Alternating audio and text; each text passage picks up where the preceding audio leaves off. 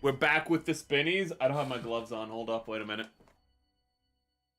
Ooh. Sorry that I started stream late again, but I just need I need to watch Gundam X, and it's the only way I can get myself to reliably watch it is by making it so I have to watch it before stream starts. So that just means I have to push stream back a little so I can watch Gundam X. Ooh, but it's such a good series. Every time I watch an episode, I'm like, it's so good. Even like the quote-unquote filler episodes are good episodes. Because they're doing character work. Like, there's no true filler episodes, which is why it's so good. Because even the in-between episodes, you're still getting that good character work. But welcome, welcome everyone. Welcome Opus. Welcome Gundam. Ooh, for some reason, Gundam called everyone pheasants. It was a typo, but... Ooh. It's like, I am above all of you pheasants in chat. And I was just like, that's just rude. Ooh. Fucking calling them theropods. Spin, spin, spin, yeah! Ooh. I really like opening stream like this, just the spinning. There's something visual on screen, so my ADHD viewers, they have something to look at, you know? It's very nice. It's very low maintenance, you know? Oh! It's like, oh, there's the eye, and then it's gone. There's the eye. Now it's gone again, you know? It's very exciting, very riveting stuff, I know. Oh, there he was. Oh, his face is gone. There it is. But let us lower the camera right into his crotch. I know what my viewers want. I know what they want. Let us... This? Uh-oh. Oh, thank God. I said uh-oh because I thought the instruction manual wasn't in here for a second, but it's just right here. That's right there. That's still spinning.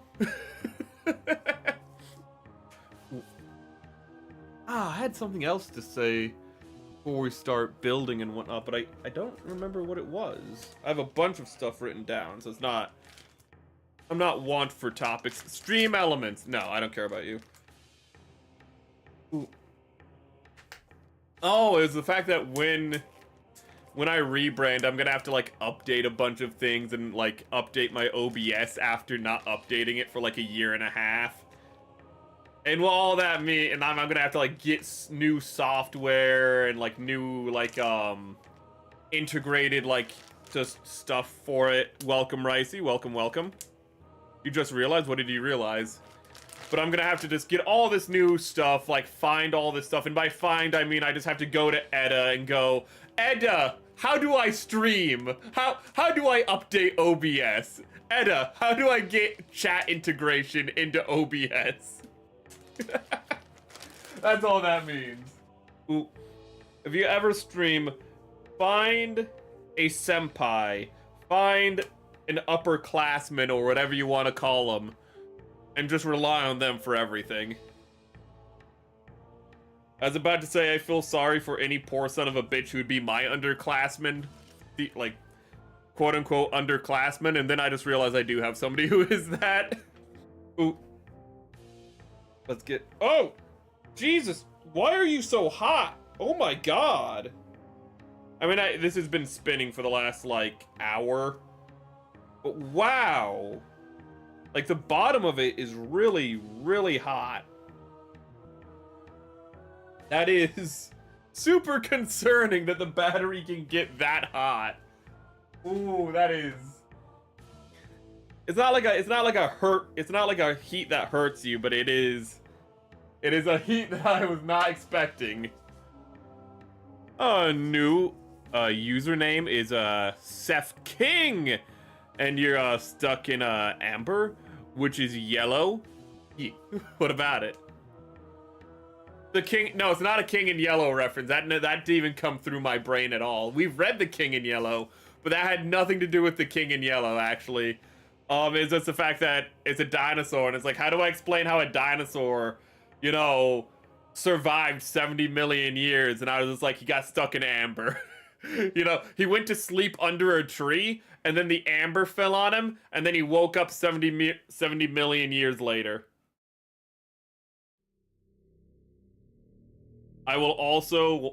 Seth King will also be the oldest VTuber I know personally. So I'm really excited about that because that means I get to be the oldest again while acting like the most immature. But nah.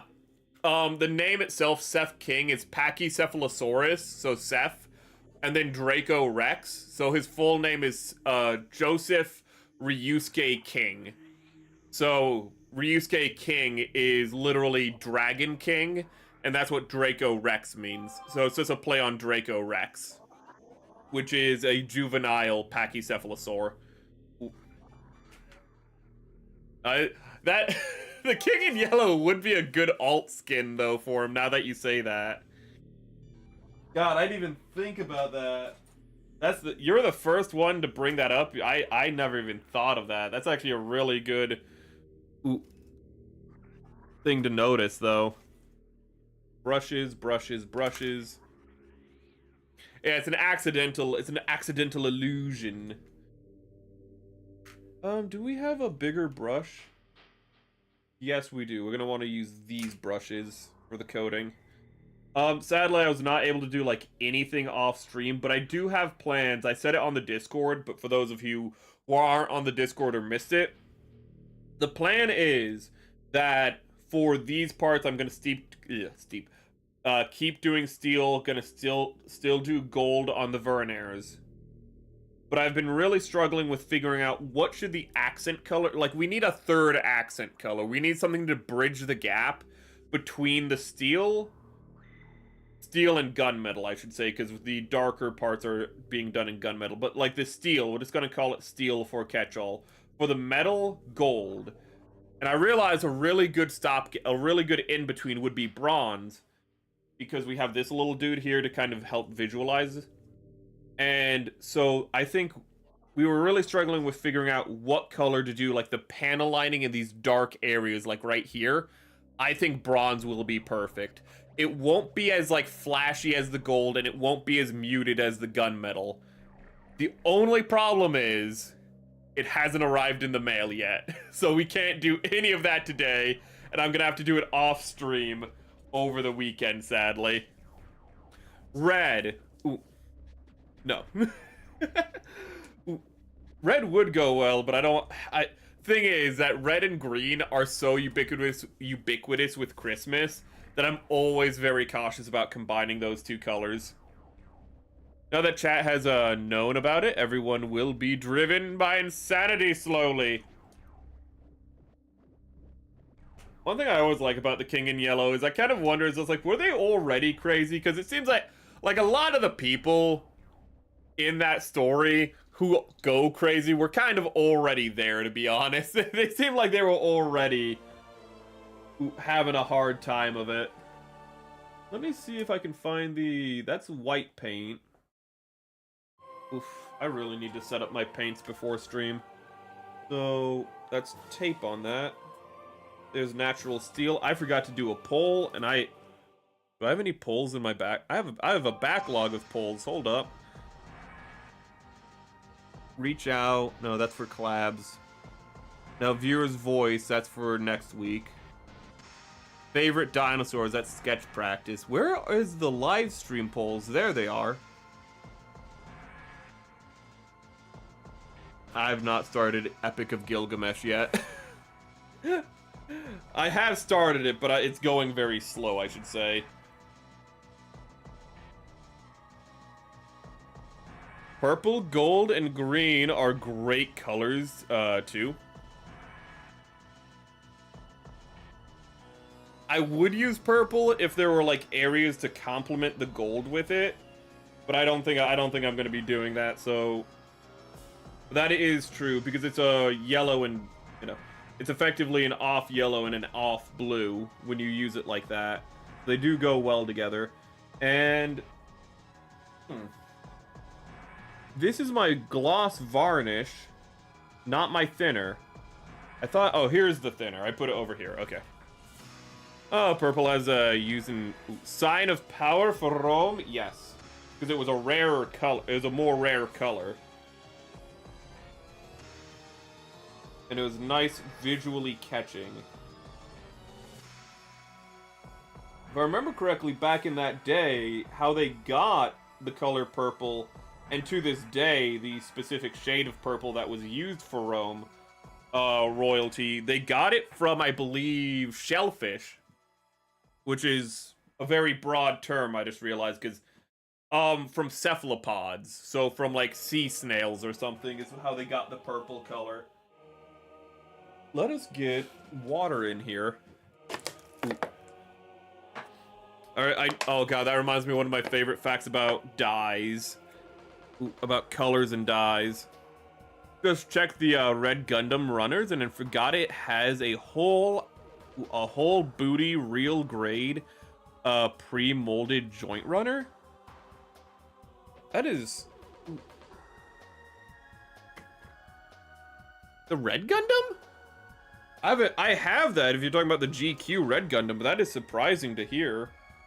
It's for the Gundam hammer. That kind of makes sense that it has a pre-built, I guess you could call it like frame or chain.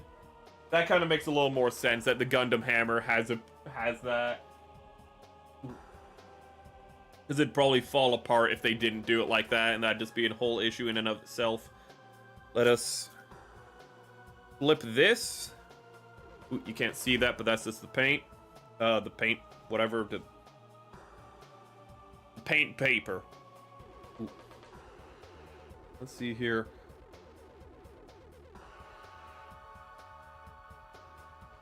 Let's see here. I'm not gonna do a poll today because I just forgot to before stream. Ooh, wait a minute, but I can do a poll for next time. Actually, I can do this poll right now. Wait, damn it, I was gonna do a poll I've already done. I was gonna be like, what's your favorite Gundam X Gundam? And I was like, I literally did that last week. Actually, no, so I can't do a poll. I was like, I have a poll idea. It's something I did just last week. Chat, you have a short-term memory of a goldfish, right?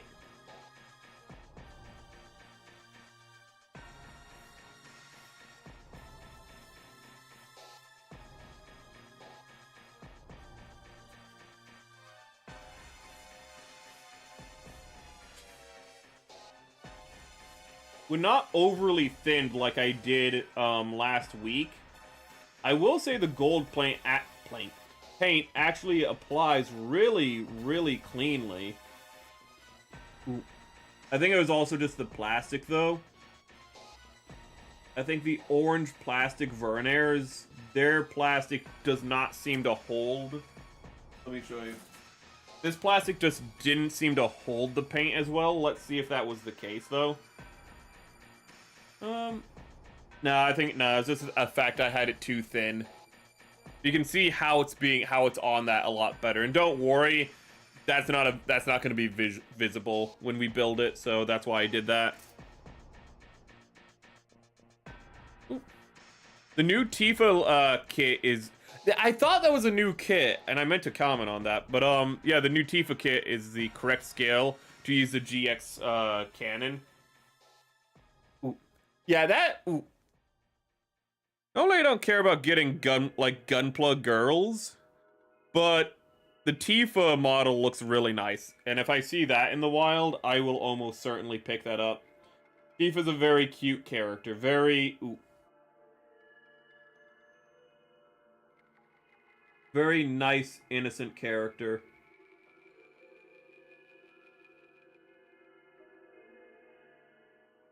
How well is that in shot? That is in shot just right.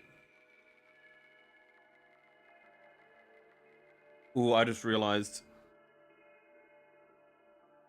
I need to update notifications for stream.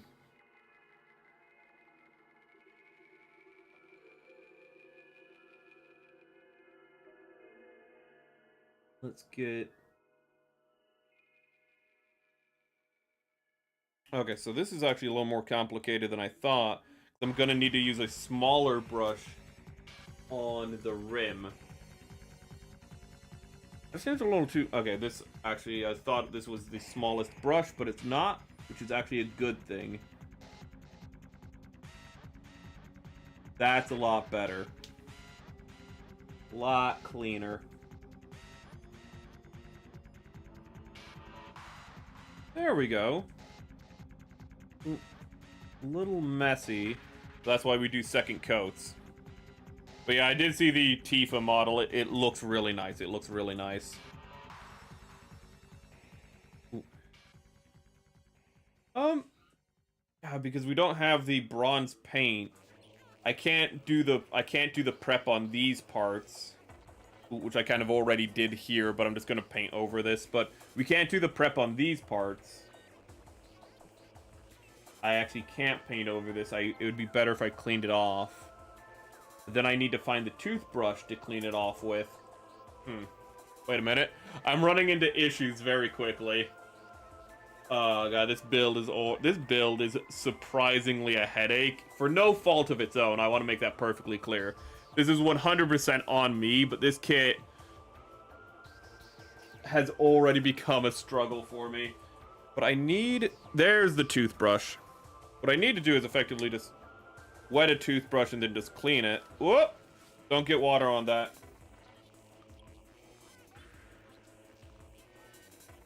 I like how this toothbrush just has infinite soap in it. I just put some soap in this toothbrush and I just put it in water, and no matter what I do, when I put it on a surface, there's a soap.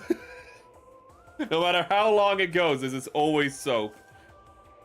Let me actually, I'm gonna share the Tifa showcase. There it is. That's a good expression on her too. Tifa would be the last person on Earth to like to ever fire the Gundam X gun, but at the same time, it's a very good look. Let us start the Verners while these soak. Damn. Okay. While these soak.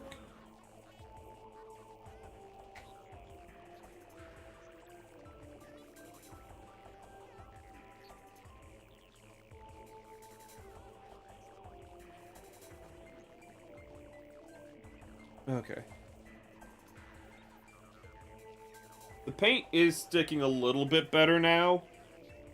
After the gloss, so thank you. Which one? I can't remember which one of you exactly said to use the gloss as a base coat, but it is sticking better now, so thank you for that. It will need a second coat. Definitely will need a second coat.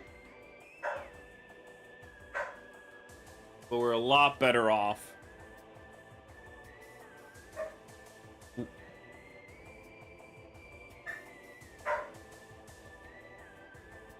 Dog, if you can hear the dog, I'm sorry about that. He might have to go in the kennel. Thing is, he's started to have a vendetta. He's finally found another dog to have a vendetta against. By which I mean he just wants to play with them. But whenever he sees this one German Shepherd, he barks at it like nobody's business. Ooh. Ooh. And right now, the German Shepherd is out and about.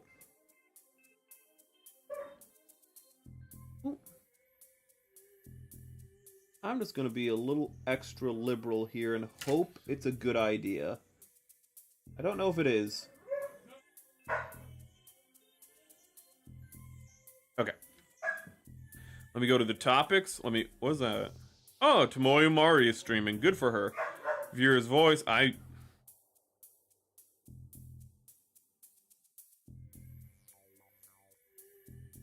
Let's get this.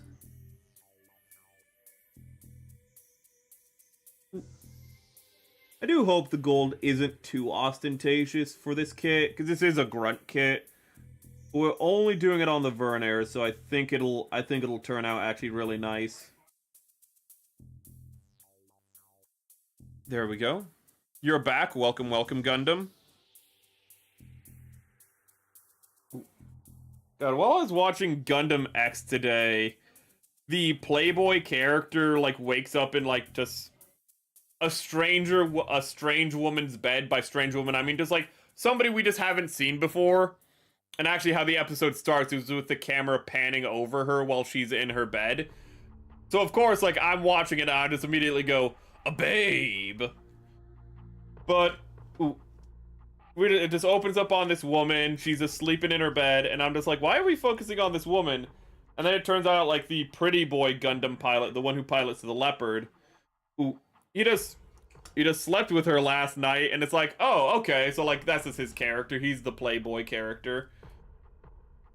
But then, like, while this is happening, like, he's like, oh, he's making her breakfast, and he just goes like, what's your name?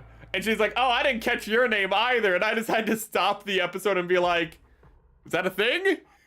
Can you just sleep with people without knowing their name? I know it's like a one-night stand, but like, I know it's just a hookup, but like, how do you get to bed with somebody without knowing their name?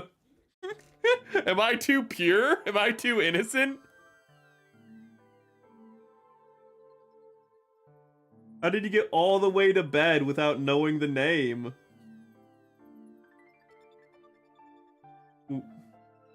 I've never felt more pure and innocent than in that moment while watching Gundam.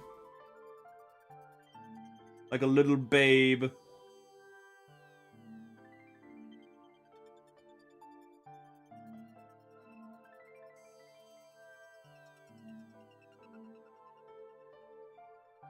Let's get this. Ooh. Well, the episode itself was pretty good. It was just, an episode about politics, about how the UNE is just taking over the planet. And Nell goes back to the island that, like, that her fiance was on. And when she gets back to the island that her fiance is on, it's just revealed, oh yeah, the UNE invaded and killed all of the government officials on the island, including her fiance. And I'm like, ah. So that means there's nothing holding her back. She can just go scorched earth. Ooh, I feel like Nell's going to be a very interesting character as the series goes on. Is she like the... Wait. No. The brothers are the Char clone of the series. I was like, who's the Char clone of the series? I don't really know. I think Nell is just a completely original character like Treize Kushonada. She's not playing on any established character, which is always nice in Gundam. You know, which is allowed in AUs. But she's just her own character, and I'm really interested to see where she goes. Holy crap! I just saw the sequel to the, Then I'm Afraid You're Not Black meme. Are you talking about the one where, like, the only one I can think of is when Joe Biden takes the melanin out of a black woman, where it's a black woman who's like, I'll never vote for you, and then Joe Biden just puts his hand on her face and just sucks out all the melanin, and then she just collapses on the ground. Hold up. I'll see if I can find it. But then she collapses like, Joe Biden... You ain't black. That's the only thing I can think of.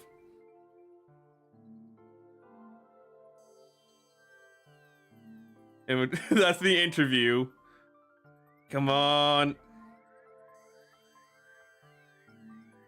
I want to find it. There it is. There it is. The first thing that came to mind is this one. Wow, the quality is really awful. Oh god, it says a Kanye sequel. Is that the one you're talking about? It's that meme? Okay, hold up. I'm gonna show you. I'm gonna show the first one. And it's let me see here. It's this, where it says like, I'll never vote for you. Then I have to. The text is about it. Then I'm afraid you ain't black, and he just rips out the melanin. What a thing to say! If you don't vote for me, then you ain't black. It's such a horrible misspeak. But I didn't know this was actually. I think I saw it, but I think I forgot this. But I think that's supposed to be Kanye. But here's the sequel.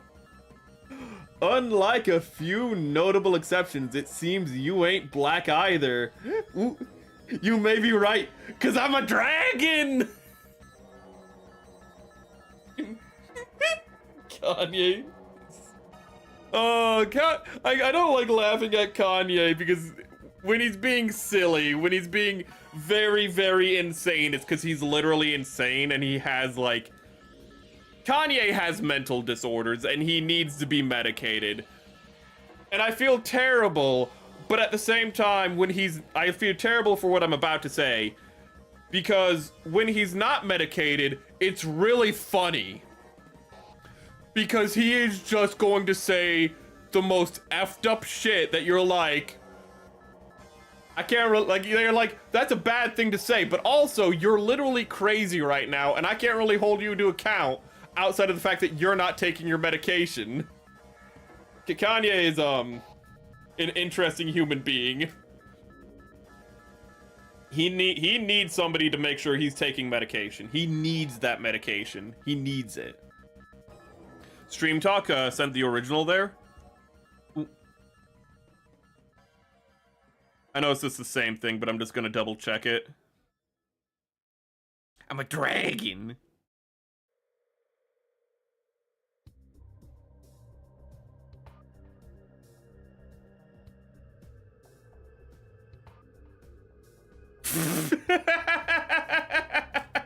It's a Trump version. Okay, so somebody made an edit of it where it's Trump instead, and that's actually fucking funny. That's just fun. I feel like it's just a funny format. I feel like you could do this with any politician, but it's I'll never support the tariffs, and it's like, then I'm afraid you're Chinese, and he just turns her into a Chinese woman. This guy does a good format in general. No, that means you like China. And we don't like China around here. No. We like America here. Okay. Yes, that's what we like. Oh god, I still find it funny how his speech pattern is through decades of performance. Of being like effectively a public performer. And he's like, I'm too old to learn to like talk like a president, so I'm just gonna still talk like this. So fucking silly. Let me read Gundam's chat. Well, Merrick, when you're dead drunk trying to say your name to someone would come out as something else. Ooh. I don't even think they were drunk. I just think he just found a woman and was like, I can sleep with her.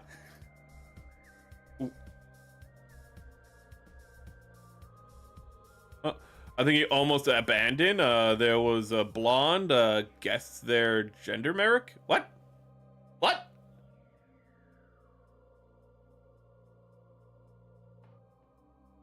Ooh. But okay, so somebody made like a remix of it, is what you're saying? I'm just gonna apply gold to this and hope it works out. Gold comes through a lot better than yellow, as I've been saying, but it still is thin enough where you're gonna need those second coats. Oh, the Char clone. The Char clone. Is there a blonde person in...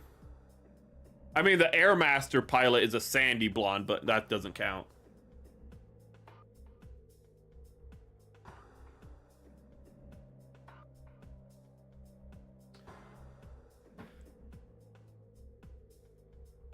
Is there a blonde person in Gundam X? Outside of the Airmaster pilot, Do you mean Toyo or whatever her name is? I can't remember her name, but it's like Toya or something. Do you mean the tan baddie? Ooh. Do you mean the really hot tan woman? Ooh. Do you mean her? Are you saying she's the Char clone? Are you saying that?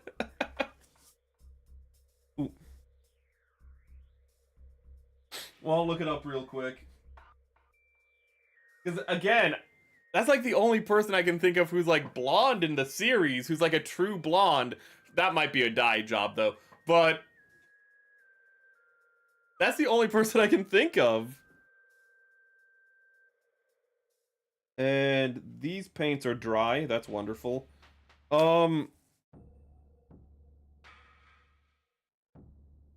Gunmetal. I was painting this gunmetal. So natural steel will go here. And gunmetal. That's oily steel, gunmetal. No, no, not that. Who else is blonde in this entire series? Ooh, there's probably a lot of blonde people in Gundam X, but you know what I mean.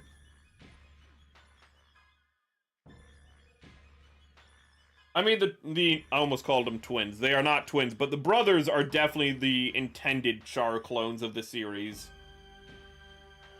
Ooh. I cannot think of anyone else in the series who could possibly even hold a candle to them being the Char clones.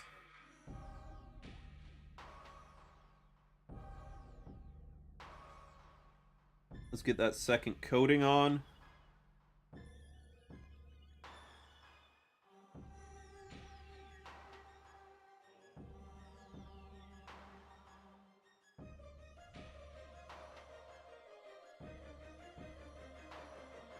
Let's get these bubbles off.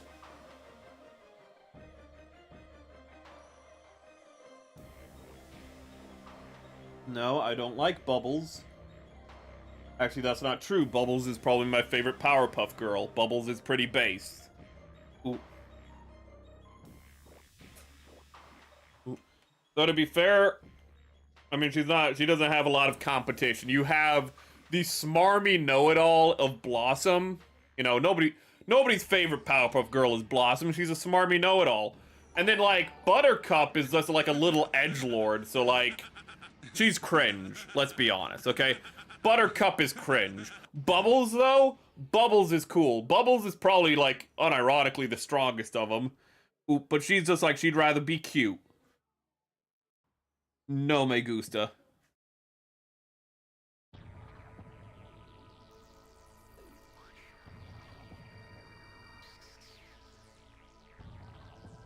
Bubbles is the best. Because when Bubbles does go off the handle, when Bubbles does go that little bit too far, she can wreck things. She can destroy things. She's probably the only Powerpuff Girl who's also killed something, though. Because during the Powerpuff Girls movie, she hugs one of the tiny monkeys and just breaks its back. She's like, "Oh my god, this thing's adorable," hugs it, and it just goes, "Ah!" And she just like holds it. It's like, "Monkey?" And it's just limp. She just kills a monkey in the movie, and it's just like, it's funny. It's just unconscious. Trust us. It's like, I think that might be from the short, but thanks for the subscription. The short's been really successful recently, actually. The short, I don't know how the video is gonna go, but I thought the short would not be successful. The react short of me just reacting to finishing the Zaku has done a lot better than I thought it would. Ooh, people like it and people are subscribing for it, so I'm really happy about that. Prospera? My brain wanted to read that as Prospero so bad for 40k. Was the goated Char clone, and this is a hill I will die on. Was he a Char? Wait, is that guy's name Prospera? Or is Prospera somebody else? I forgot about that. I forgot. I just looked into stream chat. But, let's see here. Gundam. Ah, okay, no, that's Witch from Mercury. Okay, you're talking to, well, okay, so the Char clone he's talking about, it's a dude, but it's a twink. You know, it's a twink. It's this guy. Very twinkish. He kind of is a Char clone, technically, but also technically not.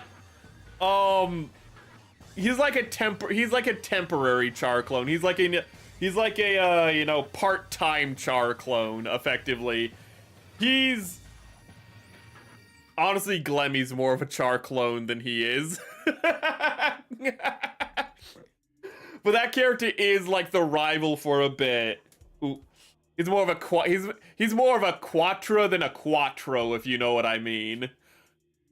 I feel like that's the most insulting thing I could actually say to about a character. I like the character though. The character was pretty cool. Yeah, Witch from I looked up Prospera. I have not seen Witch from Mercury yet, so I cannot attest to that.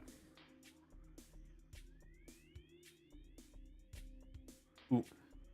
I was thinking, actually, was it earlier today or yesterday, about how I was thinking, it was like, are there female Char clones? And I was like, Chara? I was like, isn't the Witch from Mercury, isn't there somebody who wears a mask in that? But like, I was just trying to think of like, if there are, and like, God, there's so many prototype Char clones in Double Zeta. Mashimir is a prototype Char clone. Glemmy's a prototype Char clone. Chara is a prototype Char clone. There are so many prototypes. There are so many prototype concepts in Double Zeta Gundam in general. It is literally the rough draft of Gundam in so many ways. They're like, we don't really know how we want to do Char's counterattack. Let's just explore the ideas with Glemmy and Haman and just see which ideas we like more, and we'll go with those ones for like Char's counterattack. And they're like, well, both of them kind of have interesting things going on, so we'll take from a little bit of both. Oh yeah, try to guess who did the blonde tan woman and end up with. And now they became lesbians. Ooh. The blonde hottie and the Xena warrior princess looking baddie, they became lesbians and lived happily ever after. That's my headcanon. Ooh. No, they're just friends. They're just friends. But then, you know, best viewers, no. But don't tell anyone that online, because then they're gonna be like, no, of course they're gay or lesbians. Ooh. Captain Kirk and Spock, of course they were banging behind the scenes. Of course they were gay lovers. Ooh. Never ask the internet about, like, the relationship status of any fictional character ever.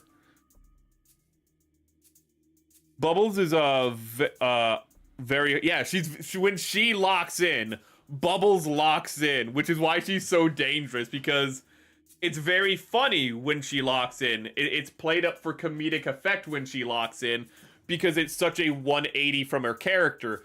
But that means because she's so cute, to make the joke more effective, they have to make it so that when she goes 180, she locks in and becomes the hardest, like, of the Powerpuff Girls, the hardest hitting.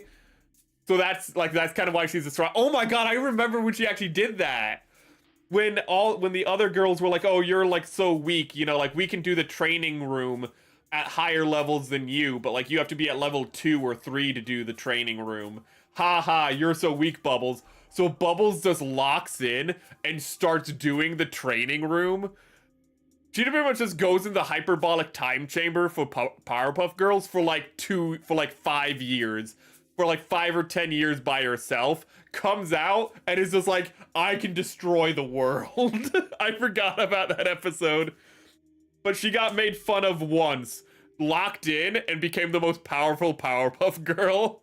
She turned it to 11. That's actually a scene. She turns the difficulty, goes to 10, and she cranks it to 11.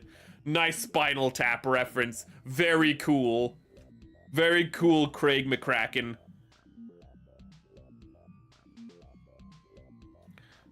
Karis Nautilus. Is that because of his mobile suit kind of had an aquatic feel to it? Or is that supposed to be a Captain Nemo reference? Though he also pilots that thing that looks like a submarine. 5 years, I thought he was a woman. Nope. It's a Air Master pilot. Now, guess who did the Playboy end up with? Don't. No, I don't want to guess because I don't want spoilers. I don't want spoilers, so I'm not gonna guess, and you can't. You're not allowed to say. Ooh. I don't want spoilers. Ooh. So I'm not gonna guess.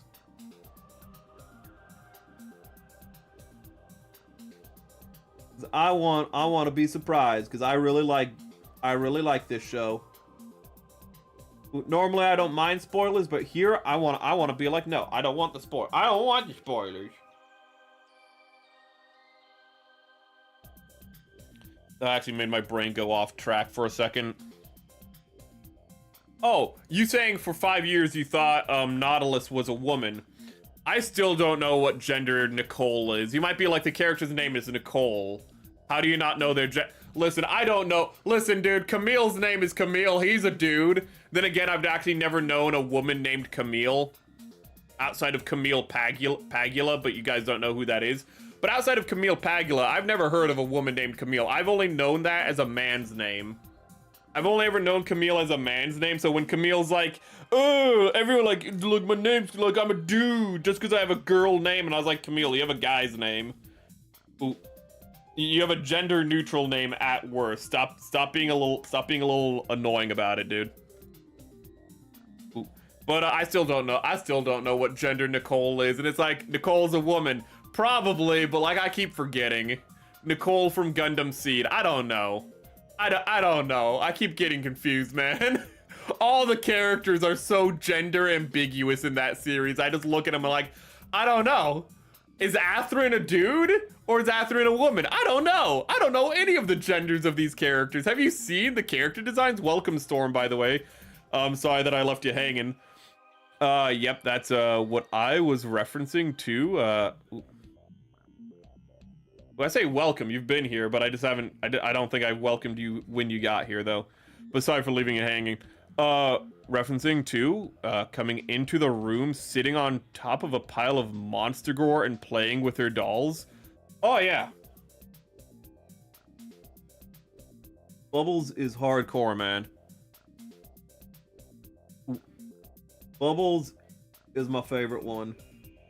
I love, oh my god, wait a minute. Do you guys remember the Powerpuff Girls episode when they want to be let into like the Justice League of the Powerpuff Girls universe, but it's an all boys club?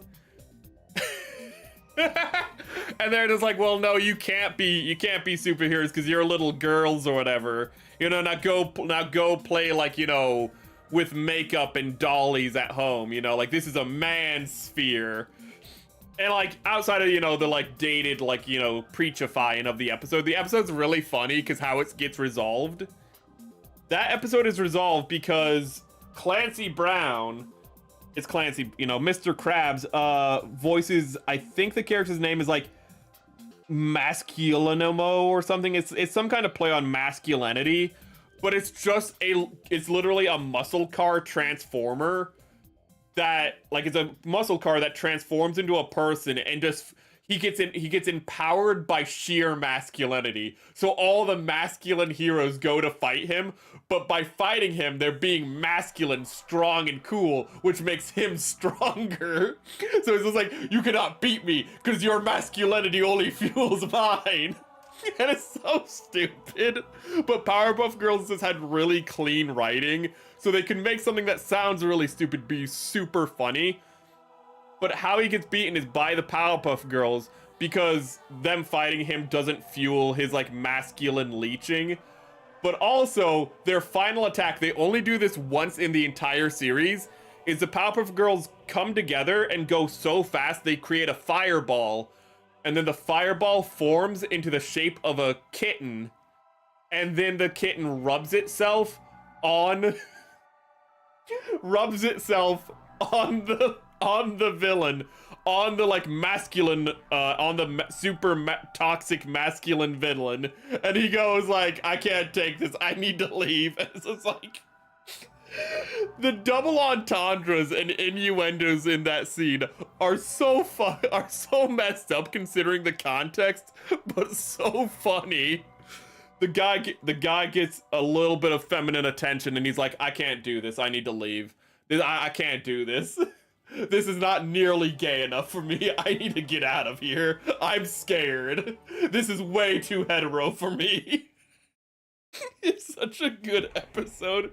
Powerpuff Girls is a classic, in all honesty. It's a really good classic series. Ooh. Oh god. Lol, never heard that as a dude's name, but never heard of a girl without a at the end.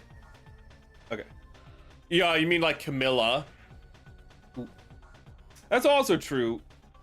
Usually it's Camilla, not just Camille, not just it's like Kamala, which I love how Obama says Kamala Harris's name, Kamala.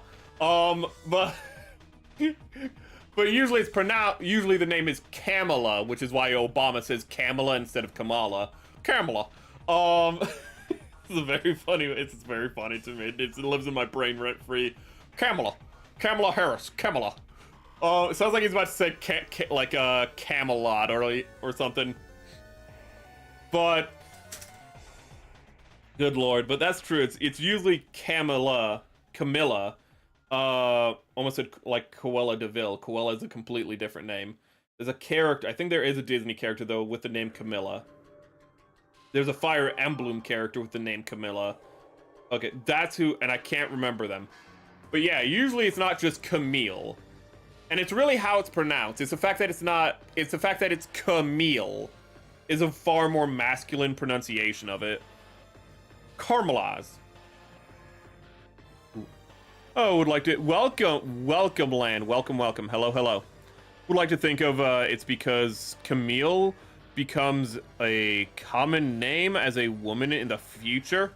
That's probably true. Gender neutral names kind of go in and out, like, I was gonna try to think of a name, but my brain does malfunction and I forgot it. But there are names that kind of will be more feminine, will be more masculine, depending on the decade you're in. I would like to think it's because Camille becomes... Oh, I read that. I just read that. You mean the boys' version? Too straight for me! And Powerpuff Girls is a classic. We talked about old anime, like, all last stream. Why can't we talk about, like, some old cartoons for this stream? But actually, I did realize off stream, I was talking about how, like, I was just thinking in general, how I've forgotten more about anime than most people will know. Ooh, I hate that sound. Than most people will know, and that's kind of like how I usually use my credentials. But I forgot about Planets. Planets is an anime that even when you go to anime fans, a lot of times they're like, I've never heard of that before. Because it's a cult classic anime. It is a true cult classic. And I watched that in like 2014, man. And let me tell you about what it was like watching that show in 2014. Oh yeah, so Lancelot in the Fate series somehow isn't a Lancer class character. No, of course he's not. Why would he? Why would they do that? Why? Because it's subversive. It changes the script. It'd be too obvious. But what was I saying? My brain is a little fried tonight, sadly. But it's about planets. And watching Planets in 2014, it's very easy now. But it back in my day to watch Planets, you'd have to go to watch cartoons online, but they only had the first 7 episodes. So then you'd have to go to Kiss Cartoon, but they only had episode 10 through 15. So you'd be missing 3 episodes and you'd have to go to another website to find those. And like when you went to them, all of them would be like, every episode would be ripped from like a different VHS of different quality. So you'd go to one website and it'd be like fine quality. Then you'd go to another one and the quality like on the picture would just be awful. Because that's just what they had available. They had a VHS that wasn't good quality, but they had it, and so that's what you watched it on. There would just be like a little green line on the side of the screen when you were watching this digital copy, this digital rip of Planets, and you're just like, it's literally the best version I got.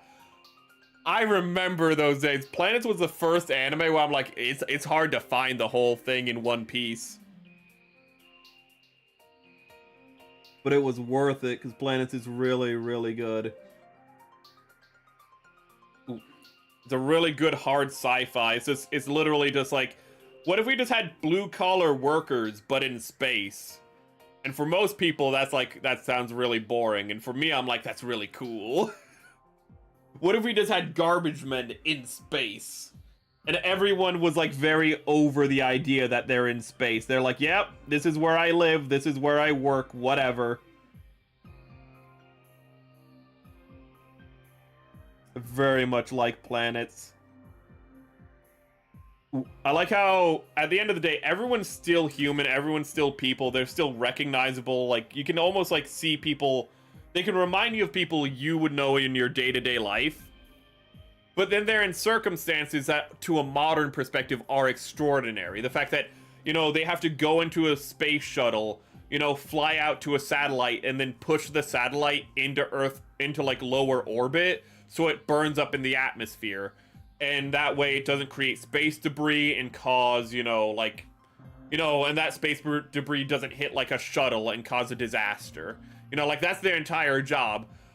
And, like, it's just the juxtaposition of, like, the future where you're like, wow, it's amazing, it's the future. And then the characters who are like, yep, another day at work. Another day at work going into an environment that if anything goes wrong for a moment, I could die. Well, but I'm not dead right now, so I guess I'll just keep on living. And it's just like, there's a really dark undertone. It's like people aren't meant to be in space. Space colonization is not something humans were evolved for. And you're like, I guess not. And it's like, and it has a lot of consequences, just low key. And you're like, I guess it does. Sup? We do all live in space, that's true. Welcome, Alliance, Mecha. We are just doing prep and painting. Sent an anime recommendation in Stream Talk. Ooh. But the... Lulu Lasso, you terrible person. She's not a terrible person, but when I went to Stream Talk, what came up immediately, I clicked on it, but I got a notification, so it redirected me to that. I remember it was, the way it's spelled, or was spelled, yeah, it's planet. It's planets, but it's Greek. What planets mean, firstly, the word planet is taken from wanderer in Greek, but it means little wanderers, is what the title of the, anime is. So it's planet, then ES, because it's Greek. And it literally just translates to wanderers, or so you can interpret it as, like, you know, us watching people wander through life, effectively. It's a title that works on multiple levels. It's really solid. But my favorite story arc in it is definitely the Trailblazer. And this actually requires setup, so I'll actually explain the setup first. I really want the big gun set, and I think it looks really crazy.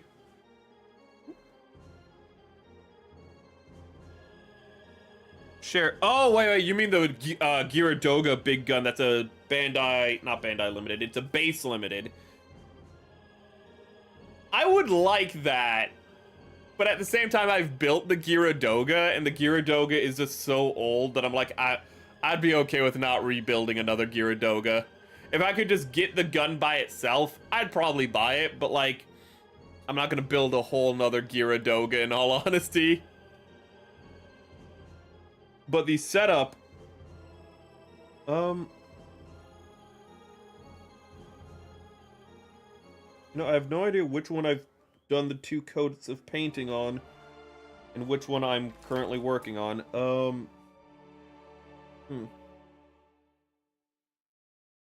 I think this one needs another coat. But what it is like they're on the moon, and during, like, a wedding rehearsal or something, there's a fire in a building, and this is very Spark Notes, but to, like, get out of the building, they jump off the 6th floor, but, you know, that's dangerous because the 6th floor is really high up. But because it's the moon, it's 1/6 gravity, so they're all able to, like, grab onto, like, and the atmosphere in the habitat they're in is extra thick. So they're able to grab onto like a sheet and use it as a parachute, and like they do break their ankles, but they survive. But because they're injured, they're now in a hospital and they're recovering. And the roommate of the main character is just this curmudgeonly old man, and you're just like, he's just a curmudgeonly old man character because, you know, he's in a hospital. You need to have a curmudgeonly old man character to share the room with him. He's just like, I'm a curmudgeonly old man, and you're like, okay, cool. The Zaku big gun, I mean, oh, from Seed. It's just a gigantic gun on 1/44th scale stuff. Oh wait, no, you mean the one from You mean the one from Thunderbolt, don't you? You mean the big cannon, the big sniper, like, anti-mobile suit cannon, don't you? Ooh, that one, I do want that one. That one actually looks cool, and it comes with a Zaku, and I will never not. I'll always get a Zaku if I can. But anyways, it's just, you have the curmudgeonly old man. He's like, I'm a curmudgeonly old man, blah, blah, blah. And then we kind of like find out more about him, though, as the episode goes on. And we find out that he was actually one of the first settlers on the moon, which is why I call him a trailblazer, because he was one of the people who, like, built the habitats that everyone lives in now. That he went to the moon when there was no habitats, when everything was very temporary and dangerous, so that he could make the things that everyone lives in now. And and the character's actually dying because back then there weren't as many regulations or as much understanding of, like, the moon as there is now. And they didn't know that he was getting microdosed with radiation the whole time. So, like, for, like, 40 years of his life, he just got, like, radiation on he just got microdoses of radiation for that whole time. So he's, like, dying of cancer or space AIDS or something, you know, it's just whatever. But he's dying. And you're just like, wow, that's a curveball and really sad. And he's just like, curmudgeon because he's just like, all he wants is to go back outside and just see the Earth. He wants to look at the horizon of the moon when it was still, like, you know, untrampled, when there wasn't colonization there, when it was just a verdant, like, when it was just a blank palette for mankind to build upon. He wants to see that again and to look at Earth. You know, he just wants that, and it's just like, you can't because you'll die. But in the end, he gets a spacesuit. He leaves the hospital, he gets a spacesuit, and he goes out and he sees it, and he dies.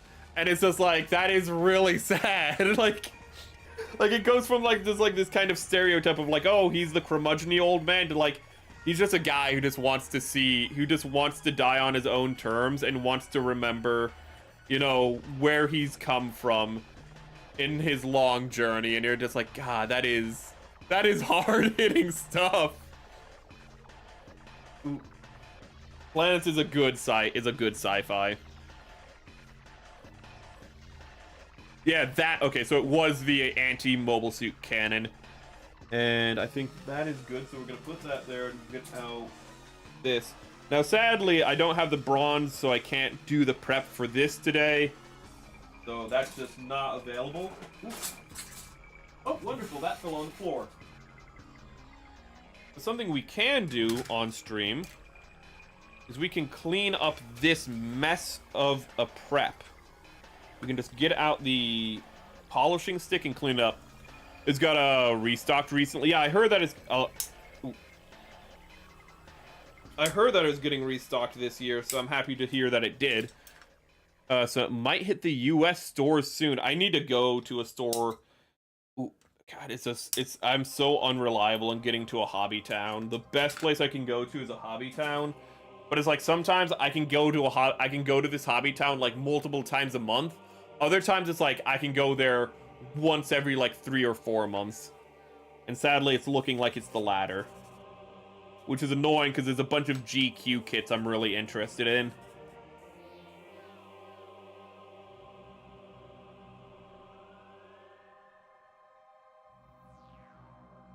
I'm gonna have to do another coat.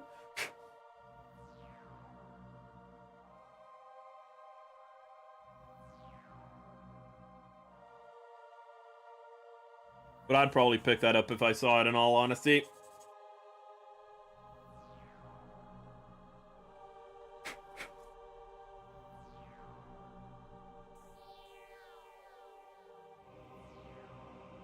Ooh, this is not coming off as cleanly as I expected it to.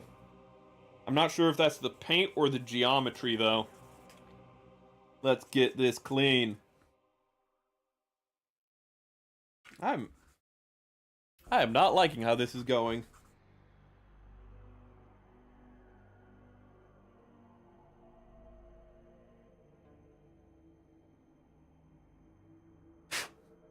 It's really not coming up at all. I say that, it is coming up, but it's just not feeling like it is.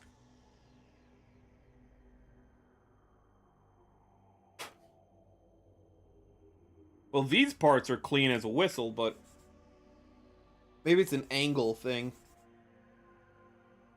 Yeah, it's an angle thing. Okay. This is coming up now. Oh, why am I on the Discord? Why am I invisible? How do I fix you? How do I fix you? There we go.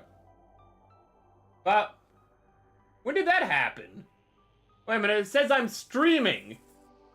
Which means my Discord account is either connected to Twitch or YouTube, and I don't remember doing that.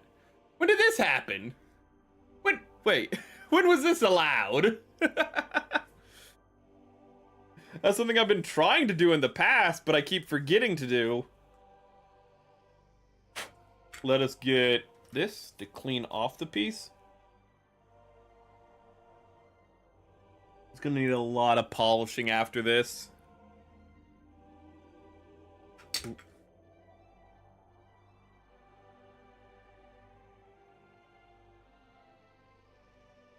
Let's get up topics.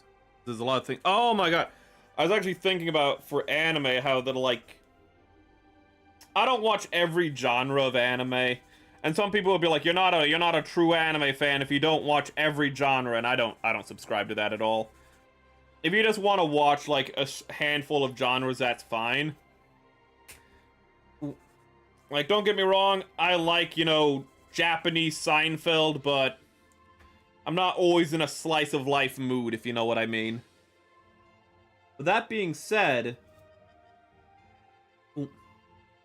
I was reminded of an anime that normally I wouldn't have watched because I'm not part of the target demographic, but is pretty solid. Ouran Host Club. And I don't really know why I watched it, because I remember the first episode, my eyes nearly bled, because there is way too much pastel pink in that anime. It is hard on the eyes, chat, let me tell you. It is just, it's like, here's a nice old, like, you know, kind of like Victorian boarding school, looks beautiful, and then every square inch of it is painted pink. And my soul hurts so much looking at that. Mind you, like, it's not the fact that it's pink, it's the fact that it's just a monotone color. Okay, if it was any monotone color, if it was orange or anything else, I love the color orange, if it was green, it would still be awful. But my god, it's just so bright as well being pink, and it's just like, this is just the gaudiest thing I've ever seen. This is a travesty against architecture. But the anime is pretty good. The anime is pretty solid. Vic Mignogna voices the male love interest, I remember. Don't remember any of the rest of the cast. In English, Vic Mignogna. How did you wonder the short goes? Well, Merrick, it all comes to the last pick.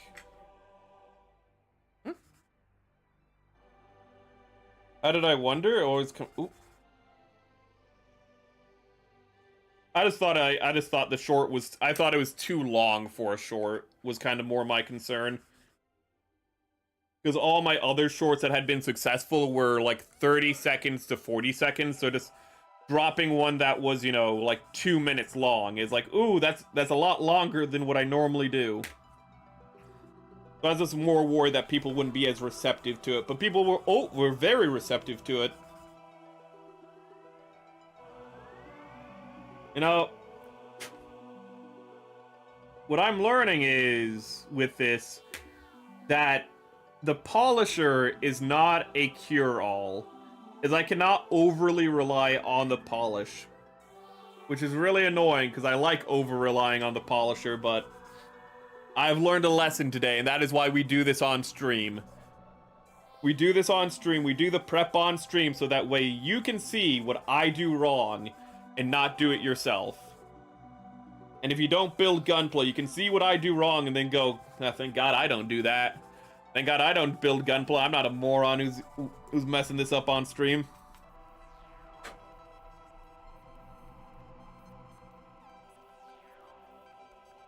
I don't know how, but I've stripped the paint from that part, which is annoying. Super picky about anime. Super picky about anime. You started with Robin wrote. Fucking, we were talking about Witch Hunter Robin, so I just read Ronin Warriors as Robin Warriors. As Ronin Warriors. But can you imagine a cartoon show where it's just like called Robin Warriors, and it's just like all the Robins, all of Batman's Robins just coming together to like do Robin stuff? You got like the Dick Grayson's gonna be Nightwing. You have whatever the current Robin is. I think it's like Thomas Wayne, which is lame. Batman kids should all be adopted. I don't think you should have any genetic children. I'm just saying. It's really stupid, but that's just my opinion. But you could have like, you know, Jason Todd as Red Hood. They're just doing Robin stuff. I think that would be an interesting thing. But Ronin Warriors, when it aired, so if anyone wants to call me a fan, they call me not a fan, call you a tourist, they can suck an egg. That's old hat stuff, man. That's some classic stuff. Oh, that reminds me of how nobody knows what a I know that's weird, but I want to talk about how nobody knows what a deconstruction is in anime, because it's the funniest thing to me. Oh, just wait till you go through get to scribing. I've done very limited scribing, and I've been very bad at it. Or it could go very well, who knows? Nah, I've already tried scribing in the past, and I was not good at it. Ooh. It kind of depends on the plastic. Actually, older plastic can be like really like brittle and hard, and can actually be a lot harder to describe. It really depends on what your material is. It's just like, you know, scribing with stone. It depends on what stone you're using as to how hard it's gonna be. Lol. Ooh. Damien. Is his name Damien? I thought his name Thomas after Batman's dad. But you're right, it is Damian Wayne. I just thought I don't know why I thought it was Thomas Wayne after Thomas Wayne. Well, because that would just make sense, I guess. But he wasn't named by Bruce. He was named by Talia. Talia named him, so it would have been nice of her to name him Thomas, I suppose. But yeah, you're right, it is Damien. I just in my brain just went like, yeah, Thomas Wayne after the dad.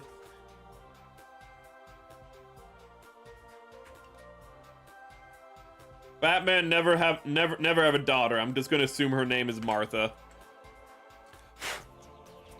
Damien isn't he and one that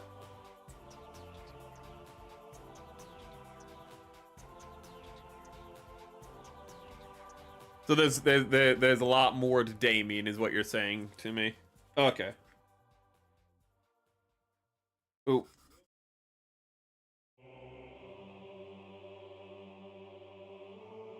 Let's see here. I'm gonna guess with what you're saying that there was some in vitro fertilization happening. He had Damien with Talia. But Talia was the one who raised and named him. Under the League of Assassins. I like how in Batman, the animated series, they called the League of Shadows, and in all honesty, I think that's a better name. The League of Assassins is so 19th. sorry, I had to sneeze, is so like 1920s or 1930s. It's just like, it's a League of Assassins, so we're just gonna call it the League of Assassins. There's no play, there's no poetry, but then it's like the League of Shadows, and you're like, ooh, I don't know what they do, but I know they do it in the dark, which means they're bad guys. Doesn't Batman do things in the dark? Shut up. Batman's cool. He dresses up like a bat. That's how you know he's a good guy. Cause he punches, cause he already has, cause he doesn't steal money, he gives money to the poor. They actually do that. A really good Batman the Animated Series episode is when Bruce Wayne is just like, he just volunteers at a soup kitchen.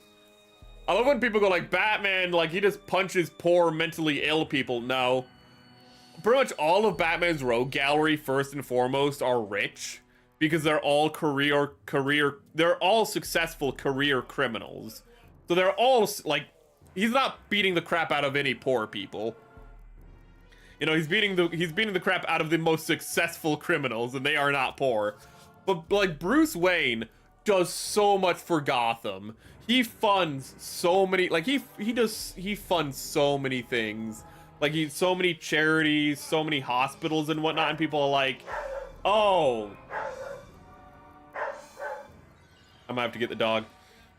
But it's always you can always tell somebody doesn't know anything about Batman, because they'd be like, Batman doesn't do anything. Like if he actually wanted to help Gotham, he would actually like invest in like, you know, the city works instead of, you know, dressing up like a bat. And it's like, he does do that. He does that all the time. So much of his money goes to like helping the city. It is insane how much money he spends on the city, how much he does for the city on every level, and how Gotham is still a shithole. Like, if you took away Batman, Gotham would collapse in a day. let's be real. You took away Bruce Wayne and Batman, there just wouldn't be a Gotham anymore. It would collapse under itself. The man literally is a one-man philanthropist that is keeping the city alive, and people are like, he's not doing enough, and it's like, he's literally doing more than like probably any other hero for their city. Unironically, like Superman's like, I'm Superman and I write articles for like the Daily Planet. The Flash is like, I run around really fast and I'm a crime scene investigator or whatever the hell his job is. You know, Shazam is like, I'm a child. What do you want from me? And it's like, okay, that one's pretty, you know what? Okay, fair enough. You live in Philadelphia. You live in a real city, unlike everyone else who lives in like Star City or Metropolis. That, you know, we're talking about how the naming conventions were very 1930s. Like, oh, hey, Superman lives in a city. What should the city be called? Metropolis. That's like just naming the city. Yeah, but it's fancy. It's Greek. So everyone will be like, yeah, that's nice. That's literally like in The Tick. Ooh, that's like in The Tick when the Tick is assigned a city and the city that the Tick works in is the city. That's just what the city's name is, the city. Only that's a joke. Meanwhile, Superman, that's just the reality. It's like, yeah, this is Metropolis. Fucking, yeah, we really like the old black and white movie. That's why it's named that. Modern Joker is always trying to be so edgy. Ooh. Like, they always think that, like, Joker's interesting because he's so crazy and unpredictable. No, Joker is interesting because he's an agent of chaos. But he's still, at the end of the day, just like a crazy dude trying to, like, who's a clown man. You know, you don't need to overthink it. You don't need to be like, yeah, so he cut off his face and then put on somebody else's face. Like the episode of The Simpsons with Sideshow Bob. And it's just like when you start ripping off Simpsons plots, but doing it unironically, you might need to take a step back. You might want to take a step back. But Modern Joker, why is he, good at everything? Why is he reincarnation of all things chaos? Yeah, he does, like, he's a force of chaos, but he's not the avatar of chaos. Ooh. Joker is supposed to work well because he's supposed to be a foil for Batman. All of Batman's villains are to a degree a foil for him because all villains are kind of foils, but you know what I mean. Like, Joker is supposed to be the foil where, where Batman, persevered and didn't go mad and decided to do better for other people. Joker snapped and went, you know what? It's all about me, baby. Like, they are flip sides of the same coin. Is that Bruce Wayne had a really bad day, put on a bat gimp costume, and started punching, mentally ill people. Other mentally ill people, because Batman's also crazy, let's be honest. Joker had a bad day and was like, I'll be the one who gets punched. Thank you very much. Ooh, but yeah, making him, into something bigger on a cosmic level is just annoying. There's a second son. Oh, fucking hell. God damn it. So I shouldn't be cursing, but I haven't heard that one. You saying Shadow Beans reminds me of... Hold up. Bean movie. We have to watch Bean movie. I forgot about that. I have to show other VTubers the Bean movie. It's so good. It's so clean. I'm not going to clean off this one. I'm going to do this one off stream because this is just tiresome. But yeah, Joker also shouldn't be good at everything. Maybe if he's good at lock picking, I wouldn't question that. But having Joker be a martial artist or something, it's no, it's he's good at hacking. Why would he be good at he can get other people to do that. He can threaten other people's lives. That's what Joker does. He's he puts a gun to your head and says, do this thing for me. I have no value for human life. So I will kill you if you don't do it. And if you do it, I'll probably still kill you, but I might not. So you get to hacking there, buddy. Joker doesn't need to know how to do everything. That's why you have goons. You have goons to do the hacking. That's why we have goons. The Bean movie? No, the Bean. Killer Bean. Ooh, Killer Bean is so good. There's a town named Metropolis in Illinois. Very Midwest. Very Midwest of you. Very Midwestern. To be honest, though, I mean, it is pretty American, though, to have a city called Metropolis.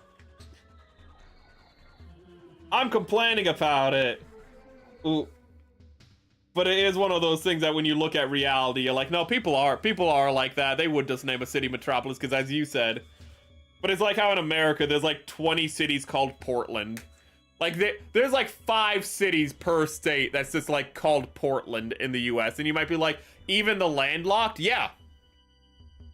There are cities that are not next to any body of water, that aren't even next to a river, that are called Portland. And you're like, why are they called Portland if they're not next to any ports? Because they thought that, I don't know, they thought the name sounded good. Maybe Portland meant something different back. I don't know. But you go to the Midwest, there's 5 Portlands in Ohio, 5 Portlands in Indiana, 5 Portlands in, actually, I don't know if there's any Portlands in Michigan. I'm pretty sure there's Portlands in Illinois. There's Portlands all over the place. You go to somewhere in Minneapolis, not Minneapolis, in Minnesota, there's Portlands there. Why are there Portlands? I don't know. I don't know. There is. Don't ask questions. Just accept it. I was wondering why the hell is my bedroom extra dark at 9 a.m. and looked outside and it was raining. Oh god, monsoon season. He is skinny ass middle-aged dude. Why does he go toe-to-toe with Batman? Ooh. You can have a Joker that goes toe-to-toe with Batman, but as you said, you have to redesign him. You can't have him be a skinny middle-aged dude. You have to have him be the Joker from The Batman, where, he was more of a jester.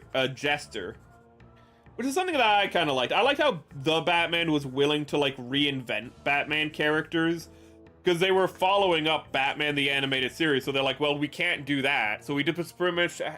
So they're like, well, we pretty much just have to, do Batman Year One, but for kids. and reinvent all the characters, because if we just have the Riddler be the Riddler from like Batman the Animated Series, everyone's gonna be like, well, that's just like, you just took that from Batman the Animated Series. So they had to like reinvent every character. So that's why you have Freddy Krueger voicing the Riddler in Batman, in The Batman, because they're like, you know what, let's just make the Riddler really dark and really edgy. And it kind of works, I'm not gonna lie. Having the Freddy Krueger actor voice him really goes that extra distance, and it kind of works, I won't lie. Having Joker just be a little acrobatic, you know, like an acrobatic gesture, it works in that context. But this is a different universe. This isn't traditional like Joker, where he's a guy in a tight pinstripe suit, in a purple pinstripe suit. You know, you can't have Joker in a tight pinstripe suit be doing like roundhouse kicks against Batman. You can have him like maybe you could have him like box against Batman. Maybe you could have him, you know, like throwing hands against Batman. But when like Bruce Wayne is like, I'm going to use my Tibetan techniques to kick your ass, the Joker has no counter to that. You know, like there's just no counter to like Batman just being like, I was trained by like the best martial artists around the world. Okay, like Joker can throw a punch. When Batman is injured, Joker in like Batman the Anime Series loves to beat him while he's down. He loves to, like, when he sees like Batman like, you know, fall over and he's injured, Joker's not gonna hesitate to run over there and just start punching the crap out of Batman while he's down. But if Batman's standing up, Joker's not gonna land a hit. That's the thing. Joker's not gonna land a hit if they're both at full power. It's just not happening. But like, that's not what, but also Joker's not that character. Joker's not a physical character. Joker is not a physical character. He's a threat for what he can do in like the abstract sense, and the fact that he is that, like, he can do anything and all the things he wants, like he can do anything he wants to do, and all the things he wants to do are all bad. For me, I think Joker could do anything, but it's because of autism. He just learned it once and then the next day forgot about it. For me, I think of it like, again, he's the foil to Batman. He's the yin to Batman's yang.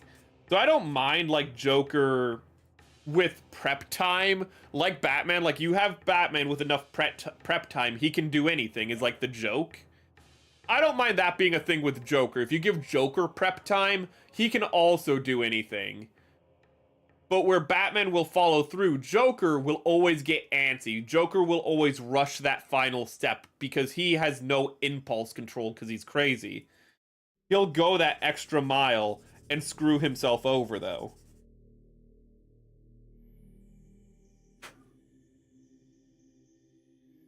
Oh, someone pointed out that GQ is called Zeon's Independence War and not the 1 Year War. Ooh. Well, that's because Zeon got their independence, so that's why. So it's called the War of Independence. Ooh. If the American Revolution wasn't successful, we wouldn't be calling July 4th Independence Day. You know, July 4th would be called Traitors Day. And they'd probably burn, like, you know, just like how for Guy Fawkes Day, they burn like a statue, how they burn, like, you know, I forget what it's called, but like a wooden Guy Fawkes, they'd probably be burning a wooden, George Washington. It's all about context, but I like that in GQ. That's a good thing to know, that in GQ, that difference in context, because the historical recontextualization of it all. Yeah, history is told by the victor. That's a good attention to detail by the writers.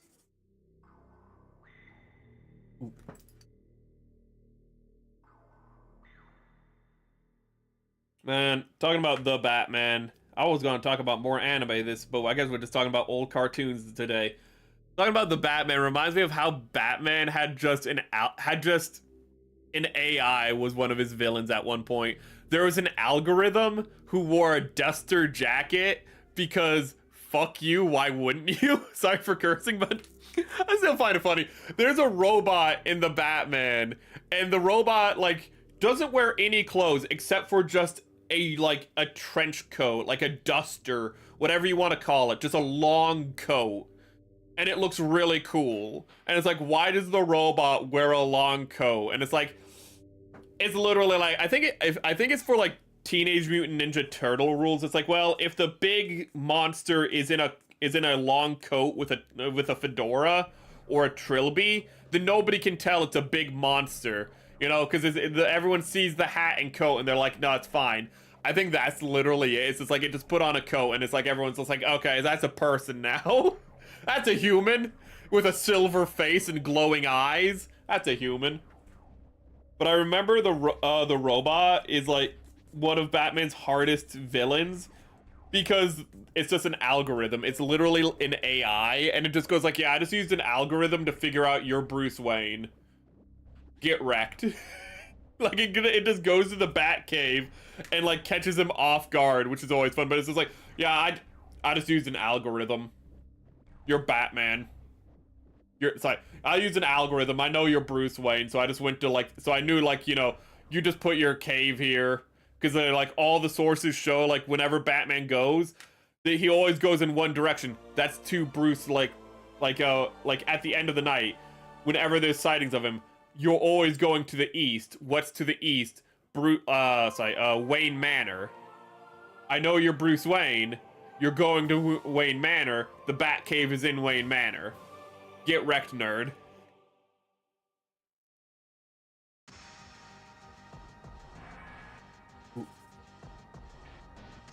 One thing I really like about GQ is the fact that Zeon was still pushed off of Earth.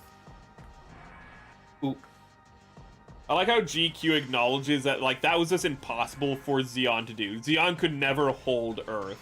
You know, I'd be like, oh, they could have held Earth. Not in any, like, reasonable or believable fashion. Like, the Federation was fairly incompetent, but even the Federation would have to, like, be extra incompetent not to retake Earth from Zeon. Because Zeon was just stretched too thin at the time. Zeon just couldn't do it, but Zeon was able to get their independence at the end of the day. This is a bad idea. They should have never invaded Earth. In all honesty, the One-Year War probably would have ended more quickly if Zeon just held their forces and, you know, Earth was like, okay, well, we lost this, and, like, we could invade them, but we won't. Like, honestly, Earth Federation forces probably wouldn't have... I don't know, actually. It's one of those kind of things where it's like, in hindsight, because it didn't happen, you don't know what they would have done. But because Zeon invaded Earth, what that told Earth was like, we need to attack Zeon as much as possible, and we need to put them down because they want Earth. They like, if we do not get rid of Zeon, they will do this again in the future. And even after they get rid of Zeon, Zeon still does it again in the future with Zeon remnants, like Axis Zeon and what have you. I'm looking for a more fresh sponge. I want to see if maybe the trouble I'm having is because this isn't as fresh as it could be.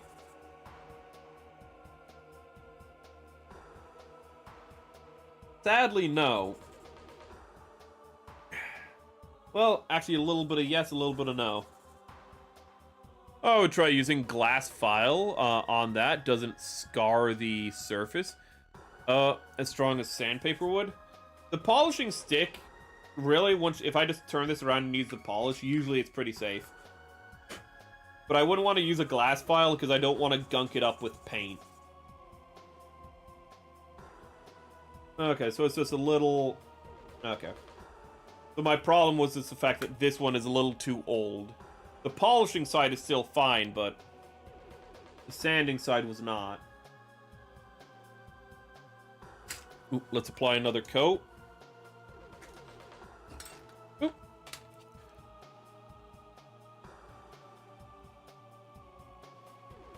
Just try not to get the edge to contact the plastic. See here.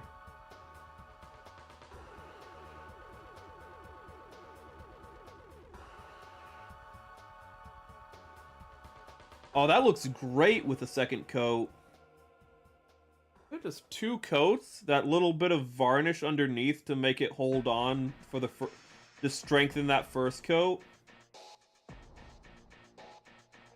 But this is gonna look great.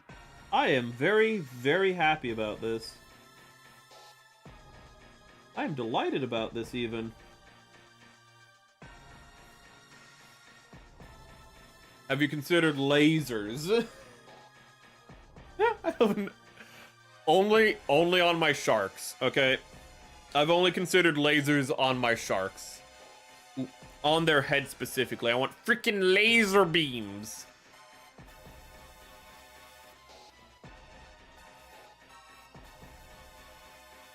We are unable to get these sharks with laser beams on their heads. Why not? Well, since you went into cryosleep, sharks have been put onto the endangered species list, and so they are protected by... So they are a protected species. I love Austin Powers.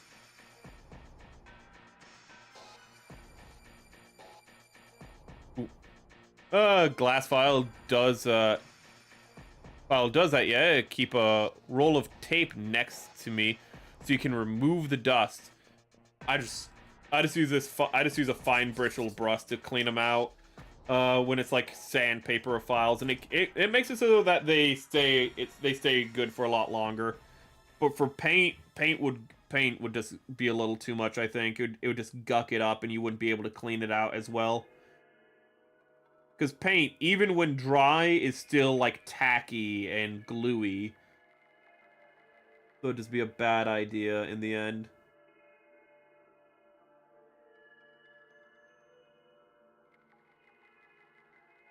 That looks really nice. I'm not sure how well it's going to look on the model, and I'm going to have to put a little bit of black paint in the center there, because that's what really makes it all come together. But I think that looks nice.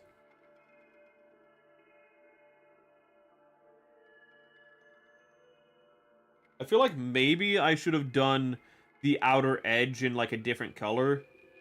Maybe I should have done like the outer edge in bronze, which I don't have yet. If I need to, I could apply another coat, but that seems like it'd be really risky to apply another coat on top of that. And the bronze might need 2 coats, so I'm not quite sure. I think I just have to accept it as it is. We can bring back Geara!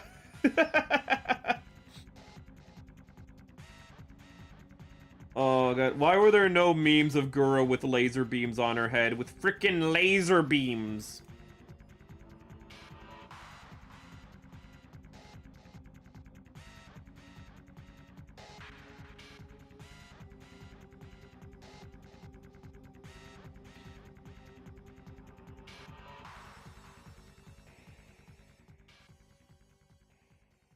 Okay, that one needs another coat.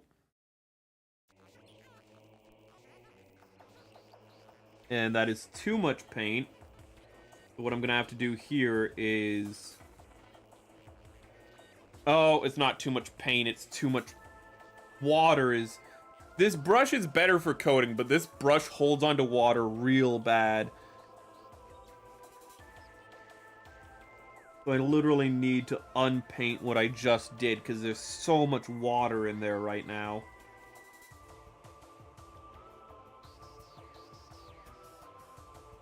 And then I need to reapply that second coat.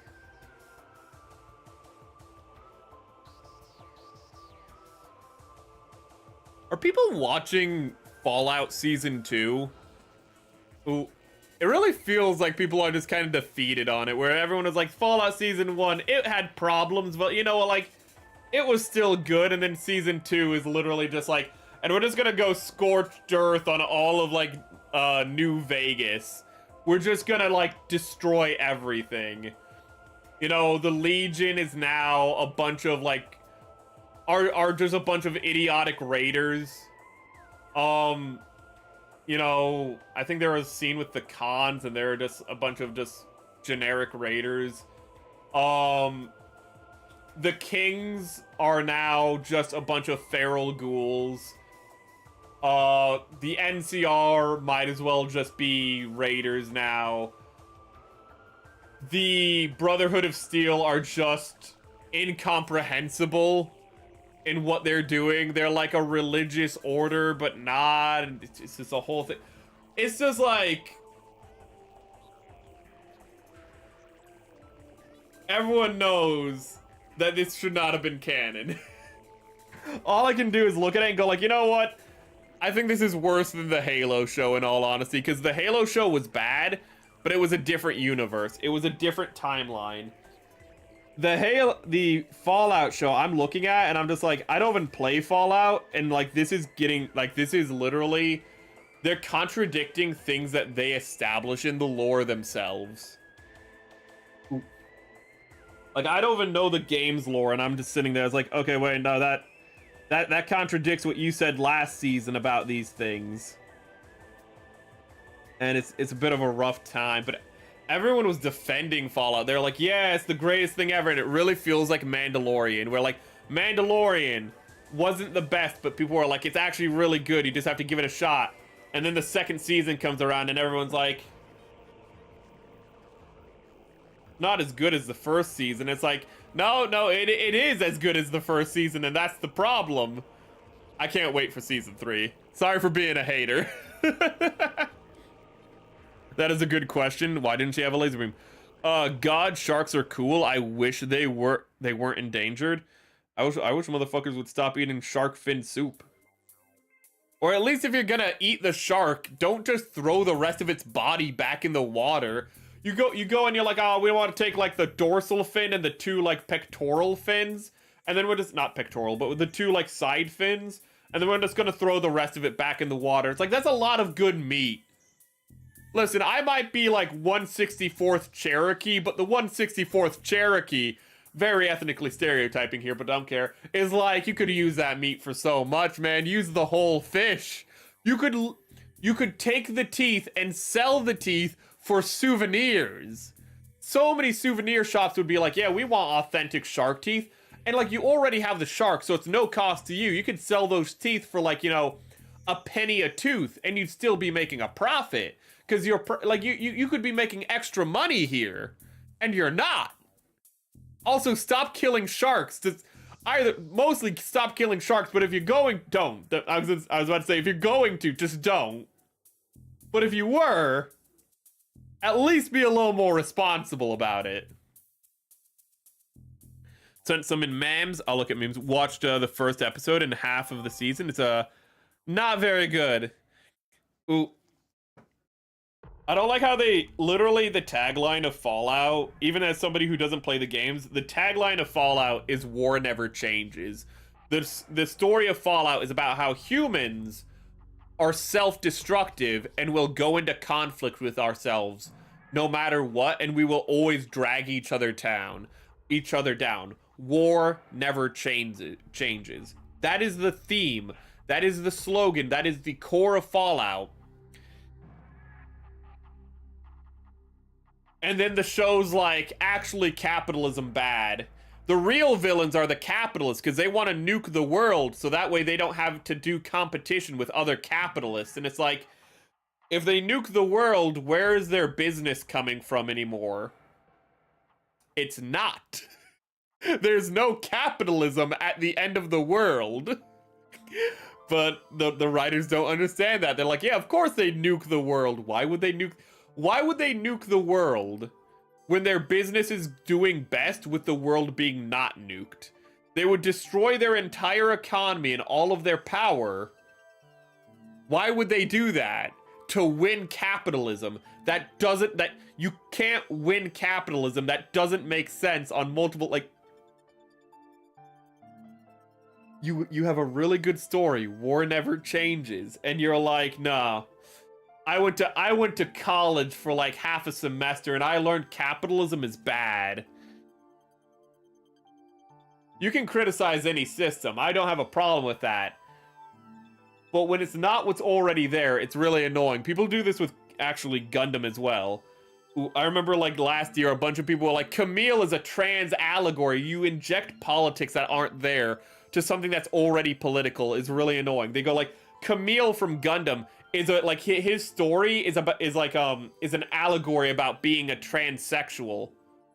No, no, he's an autistic new type child who joins a terrorist organization. There's nothing to, like, the fact that his name is Camille does not make him transsexual. Gundam has politics. Gundam's politics is literally like Fallout, war never changes. But then you have people who are tourists who come in and they're like, ah, so it's like about gay liberation. And I'm only using this example because this is just, we're talking about Gundam in general, and this is just something that kept coming up last year I saw. And it's just like, no, it's about how people are self-destructive and war is bad. Nah, I think it's about what I think it is. No, it's not. You can relate to Camille and his coming of age in whatever way you want. But it's about war. The core element of the story is war. Not capitalism, not like this, like, first semester of, like, you know, liberal arts college shit. It's war is bad. It's a pretty simple concept. War and bad. I don't know. It's just so annoying. Oh god, I haven't started and didn't know it was a outlaw. The second season's not the best. It's not too great. They literally just reset everything. It's literally that if it came out that Todd Howard was like, I want the entire West Coast of America to be reset, so that way we can make a Fallout game in the West Coast and not have to like acknowledge any of the lore of the original Fallout games, you know, like Fallout 1 or 2 or Fallout New Vegas. Just wipe it clean. So that way we can just make a new game there. I would not, like, it literally seems that's all the Fallout show is for, is to wipe the canvas clean, is to wipe it clean so they can make a new game over there and completely reset the lore. So there's no lore, there's just a new it's a new canvas for them. That's really what it sounds like. War am bad. War am bad. War am the worst. Ooh. Gundam what I hate about it is that Gundam is political. Like, you have these people who are like, everything is political and blah blah blah, and normally they're insufferable, but Gundam is political. Here's the one thing that you can be like, yeah, this is political, and then they get the politics wrong. And Gundam's politics are not hard. They're not complex. They're really simple. I shouldn't say they're not really simple, but they're really easy to see. Okay? Like, the Gundam wears its political messaging on its arm. But the problem is that they're all a bunch of Westerners, and they want it to be like Western politics, is what it's saying. When no. The politics of Gundam was born out of, you know, post-war Japan. Tomino grew up after World War II. You know, he grew up in a Japan that, like, he grew up in Zeon, effectively. He grew up in Zeon after the 1 Year War, is what Tomino did. Which is why, I know people like to say that Zeon is space Germany, but Zeon is space Axis, is the space Axis forces. This is why when, you know, Zeon comes back to, you know, comes back to Earth Sphere, their capital is Axis. Because they are the Axis powers. You see what they did there? Ooh. Like, Tomino grew up, though, effectively in post-war Zeon. That's what it is. Like, the politics are not some American, it's Japanese politics. But they can't think of it in that way. Everything has to be Western, which is very funny because the people who can't see it for the Japanese politics are the people who are all about cultural relativism and how they're like, oh, you need to have a wider perspective than, like, you know, American, like, if you just see everything through an American lens, that's white supremacy. But they can't, like, is what they would say. But, like, they can't themselves see the bigger picture. It's funny. So it would be funny if it wasn't so annoying. West Coast Fallout. Yeah, the original Fallout. Ooh. Okay, let's paint this now. I miss when Gundam was about war. I mean, it's still mostly about war. I mean, it's always a war is happening.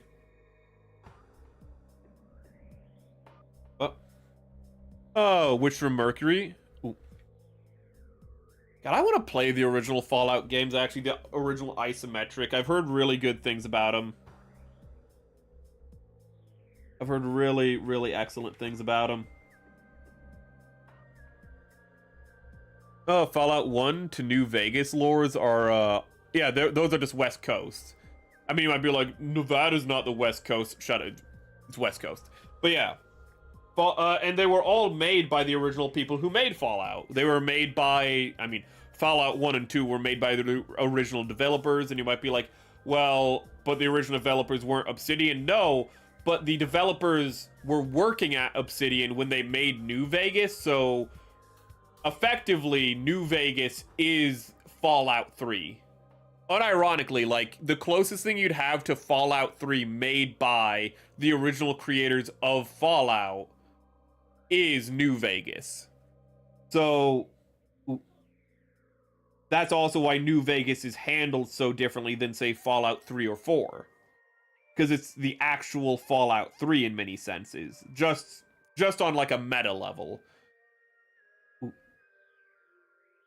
And again, I haven't played these games, so I'm not saying this as, like, a personal preference. I'm just saying this on a meta level of, like, it was the original designers designed, like, New Vegas. And that's why New Vegas connects so well to the West Coast. That's why it's a story that is rooted in the wider Fallout lore. Meanwhile, you have, you know, Fallout Bethesda, and Fallout Bethesda is on the East Coast. Not a problem, but the reason it's on the East Coast is because it was never meant to be a Fallout game. Originally, it was a completely different game. It was a post-apocalyptic game. So I shouldn't say completely different, but it was doing something completely different. But then Bethesda found out that Fallout, the IP, was on sale because the publisher went bankrupt effectively, and they bought it and just redesigned their game to fit more with classic Fallout for marketing reasons. Fallout 3 is a Bethesda game that had nothing to do with Fallout redesigned into a Fallout game. And that's not necessarily a problem. But as we go along and you have something like Fallout 4 which doubles down in going away from the roots of Fallout even more, you see that Bethesda really is treating Fallout as an IP, as a skin suit for their own idea as things go on. And it just, that's the problem. Like, if it's like, oh, hey, they had an idea, then they, like, course corrected into making a Fallout game, that'd be cool. But no, they use Fallout as a skin for their own original universe, which is which is just only Fallout because they bought the property rights to it.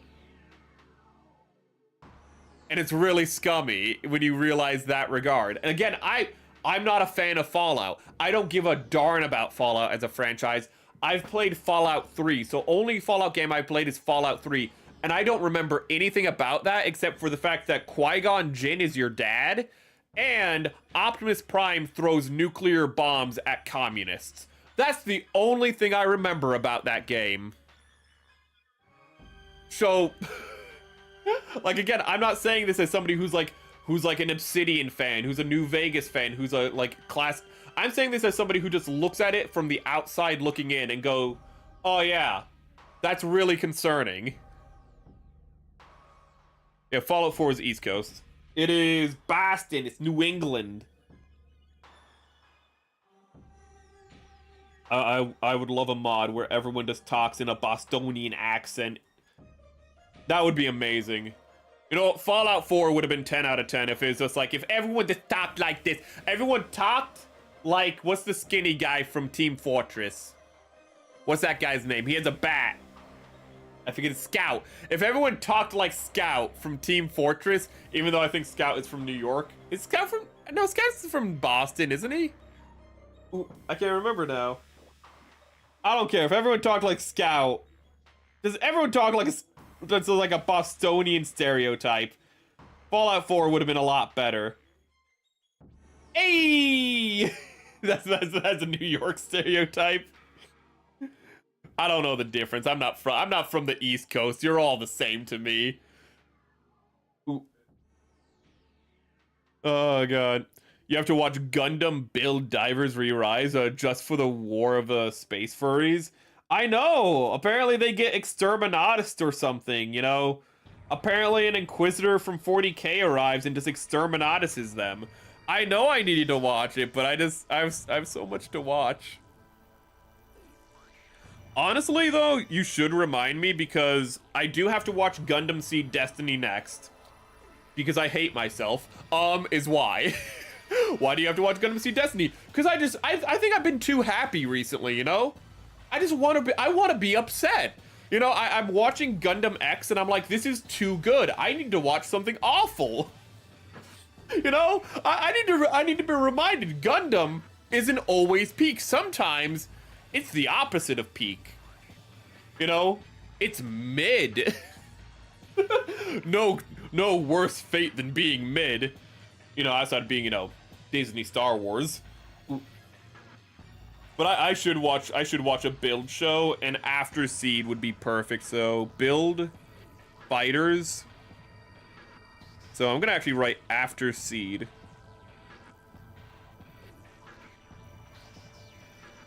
Okay, let me read the chats. Which for Mercury is not gay enough? What a way to start. Is not gay enough for what's supposed to be the revolutionary girl Utena reference. Well, the thing is that they were like, because it's the fan especially, they're like, yeah, like they live together afterwards, and it's just like, are they gay? Yeah. Moving on.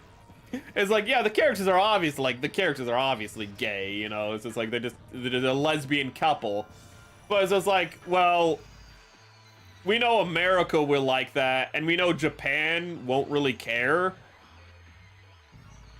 But a large part of our market force is in China as well.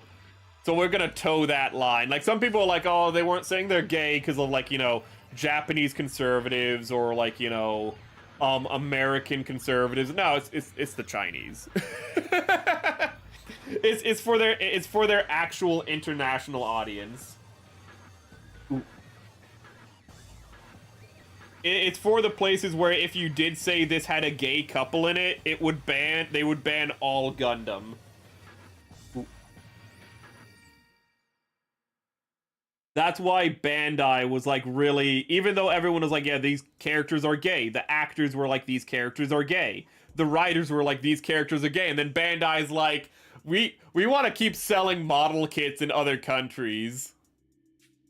That's what we want to do, so that's what we're gonna say. So we're not gonna say anything. Oh god. It just can't pick what it wants to be. Not really. Let me make sure I didn't... Okay, I did miss one chat there. Too many characters got away with their stuff for a Gundam show in Witch from Mercury. Again, it's just rushed. They weren't able to tie everything up, it sounds like. I hate Fallout 4 weapon God! You saying that? I'm not a weapon guy, dude. I'm not like a weapon dude at all. Not at all. Not at all. Fallout 4, Bethesda sucks at designing guns. Bethesda's one of the worst companies in history at designing original guns. The guns are awful. I'm just gonna look up Fallout 4 guns. I wanted to catch up to chat, but this topic...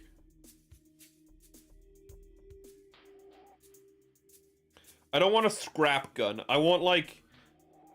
Look at this. Look at this. This is like an assault rifle. Okay, look at this. Look at this!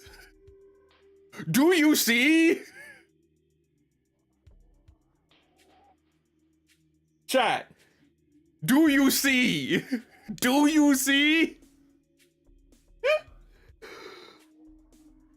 Look at it!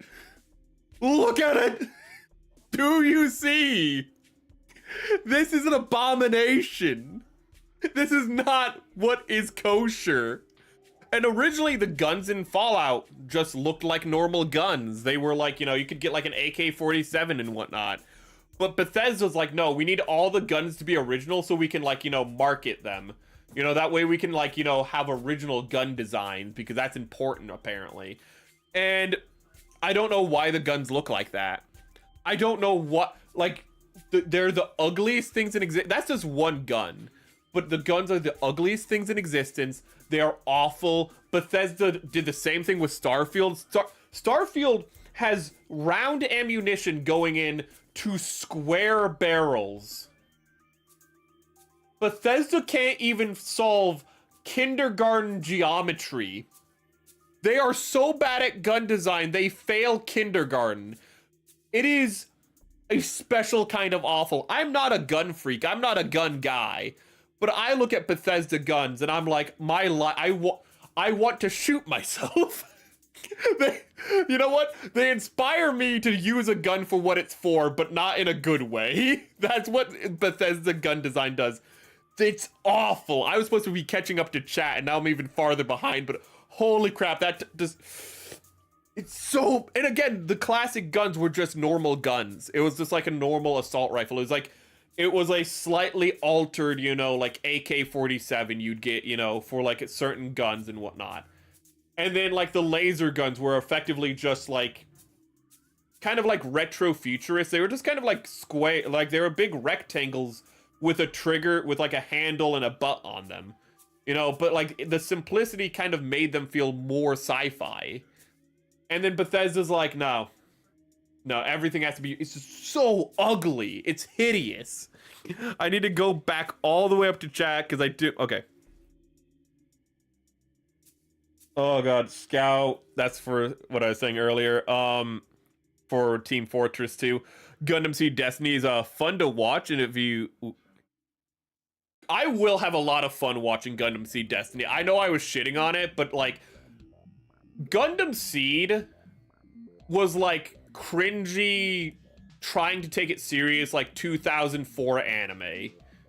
Gundam Seed Destiny seems to be that cranked up to 11. And when that happens, I laugh my ass off. I love anime that takes it so... I love mid-2000s anime that thinks it's saying the most important thing ever. And or knows it's not, but is going to be really gory while it does it. It is the funniest thing to me in the world. So I'm going to love watching Gundam Seed Destiny, I think.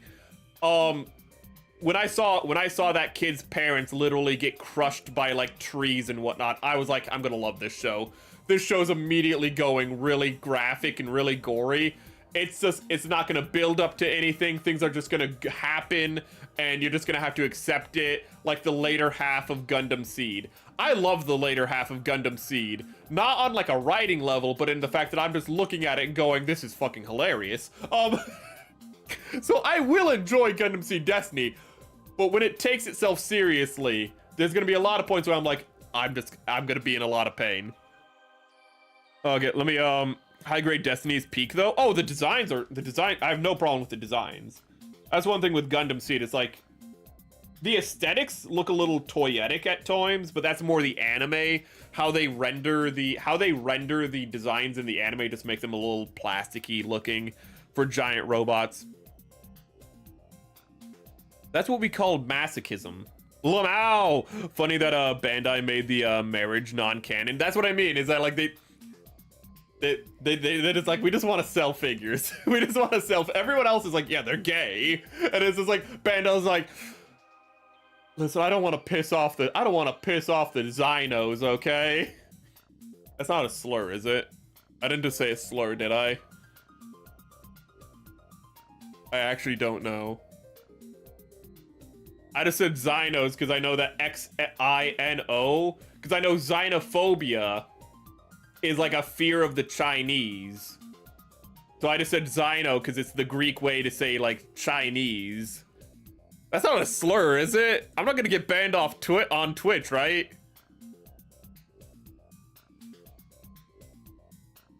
This isn't a joke. I might have actually fucked up. I don't know what slurs are. Oh, there's a new Minecraft. Oh, I've heard about that. Hightail. I don't remember anything about it though, which isn't indicative of it. There's just so many games coming out now, but I've heard of that. Felt that the writers fought with corporate while the show was being made. I mean, they probably wanted more episodes and probably couldn't get it because the show needed it. Needed those more episodes.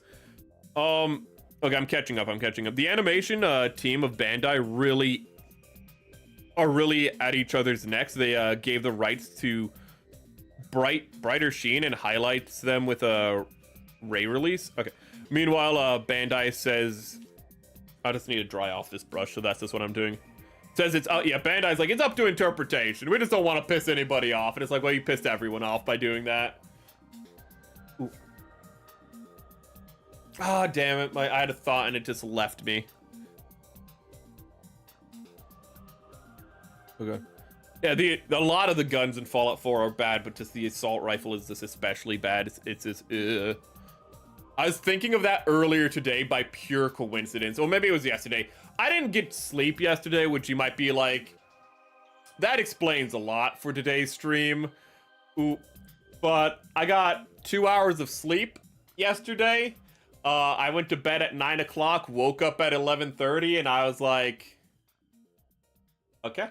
I went to bed at 9:30 and woke up at 11:30, and I was like, well, time to read manga all night.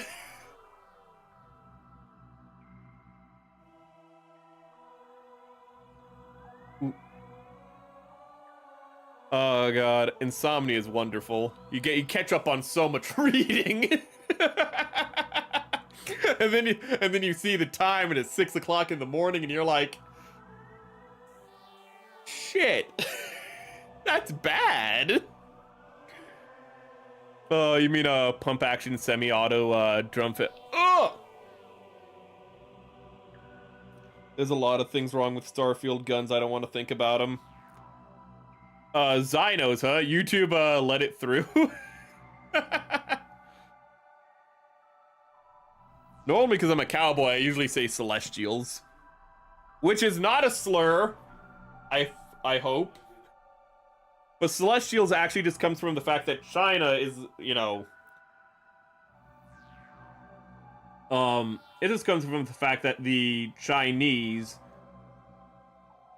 to the American settlers of the West, just they like their star charts and whatnot, so they're Celestials, you know, they really like that stuff. It also has to do with like what China's name translates in English, like a direct translation of China's name, but I can't remember that. Ooh. I don't know. I know exactly why, but every time I bring up Chinese people in the West, my brain always goes to Tombstone when the mayor introduces himself in Tombstone. He's like, I'm the mayor and the head of the Anti-Chinese League. And it's like... and it's just like, he sounded like he was more proud of that than being the mayor. And it's just like, okay, then. You know? I'm really proud of my racism against Chinese people, and it's like, you know what? It's the 1800s. I'm not gonna say that's like, I'm not gonna say you do you, but I'm happy you're reminding us the time period. He's so proud of it. I'm the mayor and the head of the Anti-Chinese League. Oh god. Oh, Sino. I think Sino is like the anglicization. It's weird. Sino, it's like the word homo. It can be used in bad context, but it's not bad word itself. Okay.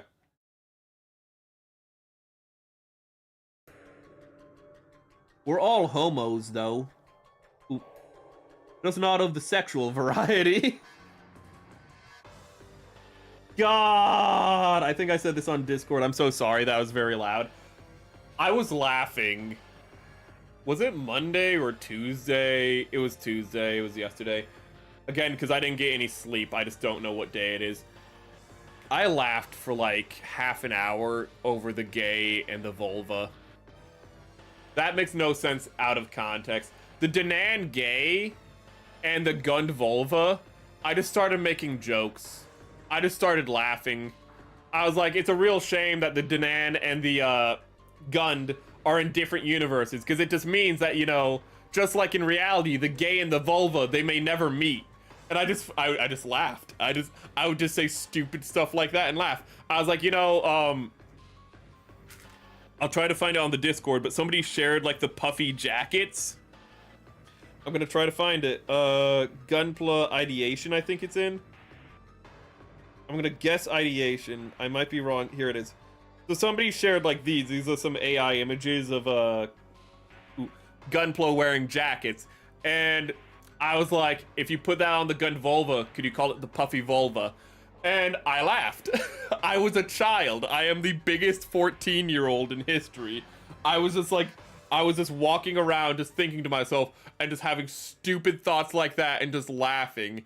And you think, like, haven't you been making these same jokes for like the last year? Like, since you built the Gunvulva, you've been making these jokes every time you think of it. Yes, and I'm still not over it.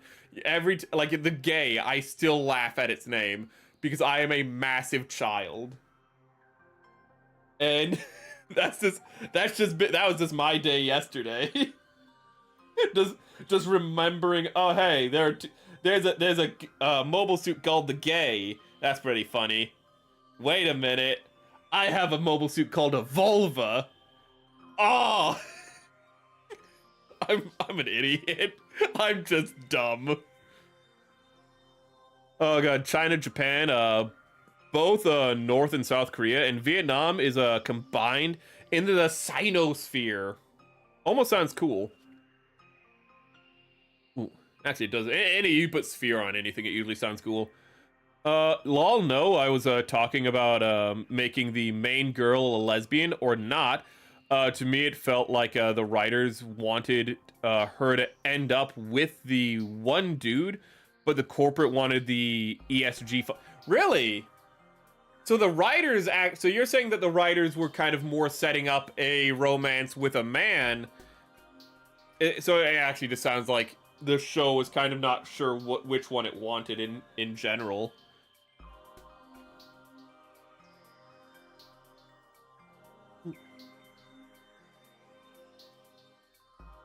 I think Gundam is at its worst when it's trying to like bait Fujoshis and Menheras. And this is because Gundam is about like mentally ill men going to war. The Fujoshis and Menheras will love it regardless. You don't need to cater towards them. You don't need to be like, here's a bunch of like, you know, a bunch of pretty boys in Gundam Seed or in like a Wing Gundam and do like yaoi bait. You don't need to do that. The Fujoshis will do the yaoi, will like make the yaoi fan fictions themselves. You don't need to help them. They can do it themselves. And when you try to help them, it's inorganic, it's not natural, and it detracts from the wider picture. Like war crimes, which is what I want to see. I want to see more war crimes. I want to see more suffering. Okay? Give me more graphic deaths. God, the original Gundam series. It's pretty graphic, but in the end of the series, in the final like 10 episodes where they just start showing people getting disintegrated. Again, it's being disintegrated. It's not like people getting cut in half. But there's something so visceral about how they animate people being disintegrated by beam weapons in the final 10 episodes of Gundam. Where they're like, we figured out what is the most like alarming way to animate this. And that's just what we're gonna do for all of the animation from now on. And it's really, really good. The end of Gundam really kicks off. And it's the Sino-Japanese War. Oh, that's right. You also have the Sino-Russian War. You also have the Russo-Japanese War. You have, well, I mean, that's not like Sino, but I'm just thinking of wars in general. I like the history of Japan, China, and Korea, because it's literally just like every couple of decades you just go to war with one another for like the last several hundred years. Then then ooh, then a guy named Commodore Perry came to Japan, was like, "Hey, you're kind of behind the times." And then Japan was like, "Well, we need to catch up with the times." Meanwhile, Korea and China were kind of going through their own thing. They also wanted to catch up with the times, but they weren't quite as able. So then Japan noticed this and went like, time to be a little silly. And then Nanking happened. And that was not silly. That was very dark. And then after that, you still have the ethnic hatred between the Chinese, Koreans, and Japanese. They all hate each other to some degree.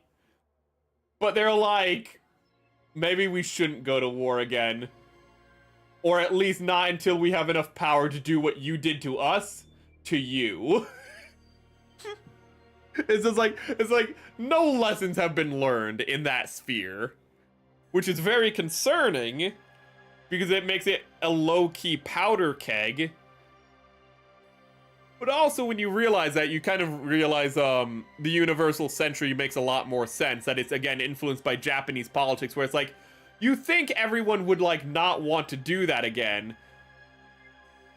But the sentiment is more like, okay, well, you did war crimes to me in the past, so I think it's my turn to do war crimes to you. I just need to get powerful enough to commit those war crimes. And it's like, aren't you guys allies now? Like, some of these regions, like, not all these countries, like Japan and China are not allies, but some of the other countries. And it's like, aren't you guys, like, allies now? It's like, we're allies simply because we hate China more. But if China didn't exist, we'd, like, immediately go to war with one another. And it's just like, this is like, this is some, like 14th century logic in Europe. It's like, listen, I hate this guy, but I hate the guy who lives, like, I hate the guy right here. This guy I hate. It looks like I'm saying the Geara Doga. I hate this dude right here, but the guy over there, I hate so much more. So I'm gonna get together with this dude I hate, just to spite that other guy who I hate more. And it's like, okay. You do you. It felt like that? Okay. Suletta is bi. She's shown interest in both men and women. Mia, I don't know, is probably a les. I like how the origin of the word lesbian is not flattering, and we'll get to that in a minute. I don't think she was friendly with any male character. Ooh, doesn't mean she's a lesbian, just means she's a bitch. I'm kind of surprised we still use the term lesbian, because lesbian really sounds like a slur when you know its history, and it probably was a slur originally. But lesbian comes from the island of Lesbos, and the island of Lesbos was an island of all women. Doesn't sound so bad, until you find out it was an island of all women because the women went crazy and killed all of the men. That sounds very bad, and that's why we call them lesbians. Which also means saying somebody's a man-hating lesbian is a little redundant. At least in a classical sense.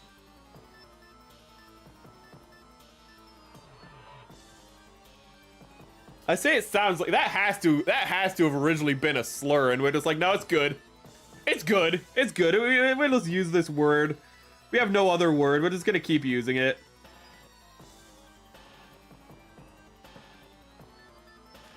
Oh, I don't really get why people are so fixed upon them being gay or straight. I was thinking about this earlier this week. I do hate that how it's like if they're gay or straight when being bisexual is a thing. Freddie Mercury was bisexual. He dated women and men, from what I've heard. Like, unless the women just weren't real and were just figments of my imagination, he dated women and men. But every time people are like, they're like, Queen, the band, not Freddie Mercury, Queen, the band, is just gay. Only Freddie Mercury was gay, and he wasn't even gay, he was bisexual. And he wasn't even that, like, he wasn't even that flamboyant. He was like he was a flamboyant bisexual man. But like, Judas Priest, the lead singer of Judas Priest, was gayer than Freddie Mercury, to put it into perspective. But no. Queen is just like an icon of homosexuality, and it's like, again, only Freddie Mercury was bisexual, and everyone else, to my knowledge, like, had wives. Brian May cheated on his wife, which is not cool, but like, this man, like, they were all heterosexual except for like Freddie Mercury. But you know, Freddie Mercury is like, he's a gay icon, you know, like, no nuance. He's just gay. And it's like, okay. Ooh. Bisexual erasure is a very weird thing. It's very weird. And it happens a lot. And it's just like, why not just let them be bi? It's like, nope. It's either gay or straight. It's a binary. And it's like, this is one of the cases where it's not a binary. It's weird.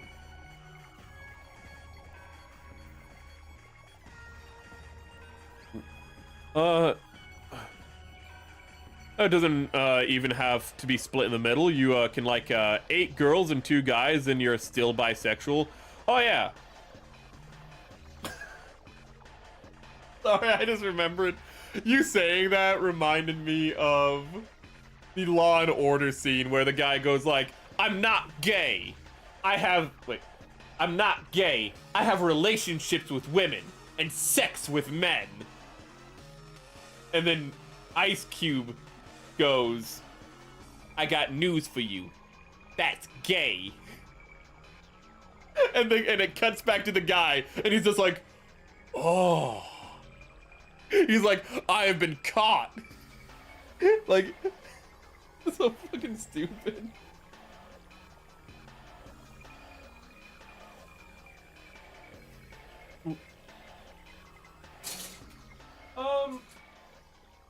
I don't know what part this is, but I kind of want to paint this gold. I have a feeling I want to, so I am going to. I need to cut it off, though. What time are we at? We have been having a very good stream today, and I would like to thank you guys for joining us. We're not ending stream. Hold up. Cue SpongeBob meme. Wait. We're not ending stream. But I just noticed it's 2 hours and 10 minutes. So, like, unless, yeah, it's 2 hours and 17. Oh my god, we have been going for a very long time, and I haven't even noticed, and this is such slow progress. This is slower progress than the Zaku. And I'd be like, well, it's bigger than the Zaku. Yeah, but the Zaku had a lot more, like, fine detail to work with. This should theoretically be going a lot faster than it is. We're not ending stream yet. We're gonna go for a little bit longer. But I do want to thank you while you're here. Found a true centrist online. Let me send it in Stream Talk. I need to check Stream Talk anyways, because somebody sent something earlier and I just got distracted with other things, and now I feel really bad about that. Why is Guts? Why is Guts in Stream Talk? Checking it is, have watched it yet? Remember, I don't, you shared an AMV, and I really hope the AMV is like over 15 years. I don't know if it can be over 15 years old, but I really hope that AMV you shared is from before 2014, because those are the best AMVs. It's people who like have like only a handful of clips. Sometimes they only have trailer clips, and they just pour their heart and soul into it. So I need to tape this off, but I don't know where my tape is. Give me 1 minute, and I'll read chat in a second, but I just need to find this. I have no idea where the tape is. The Gundam Alex box. That's wonderful. Ah, there's the tape. I knew it was going to be in the Gundam Alex box. Why is it in the Gundam Alex box? Don't ask questions.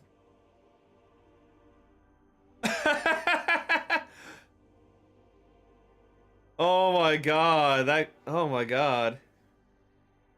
You know what? I can explain this to you immediately.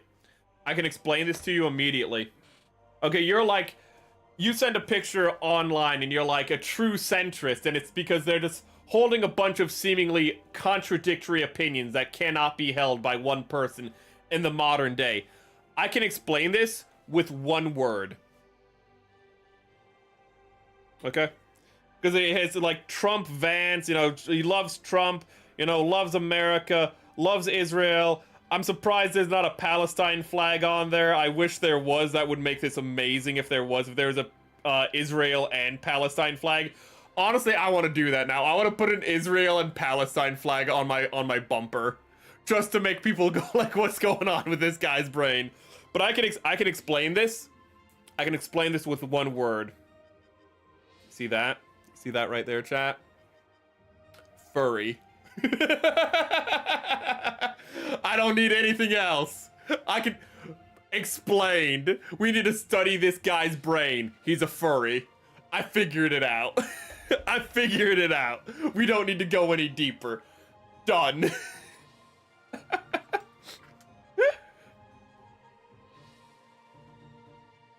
Oh god, gay has lost all meaning. Gay equals flamboyant, and Freddie Mercury was fairly flamboyant. Yes, he was. He was a great frontman. Thing is, he wasn't even that flamboyant. Like, he wasn't like one of the gay people who talk like, yes, and like, everything is over the top. No, he's a very, like, laid back, and he had, like, a bit of a softer speaking pattern. And he was a bit of a queen in, like, how he talked. Pun intended. But he's a bit of a queen, but he wasn't an actual queen, you know? He wasn't, like, a full-blown queen. Which is weird, because the band's name is Queen, and I'm no longer meaning to make a pun. But yeah, he was a little bit like softer talk, but he wasn't like those like people who were on. I say those people, that makes it sound really bad. It wasn't like that gay couple that was on Caleb Hammer recently. And if you don't know Caleb Hammer, it's Financial Audit, which is actually a surprisingly really good show. I never thought, oh hey, let's watch like a guy let's watch an accountant help a bunch of mentally ill people with their taxes. It's like, that doesn't sound like a good show. You're right, it's an amazing show.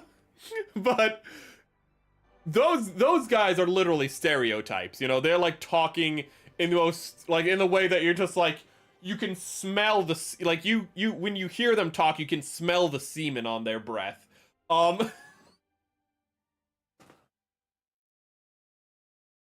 That's the most offensive thing I think I've said on stream. Oh my god. Oh my god. Why did I phrase it like that? When they open their mouth, you can smell fish. Don't double down. But my point is, Freddie Mercury did not talk to that degree, did not talk like a stereotype. Jesus Christ, I can't believe I just said that. Clip that.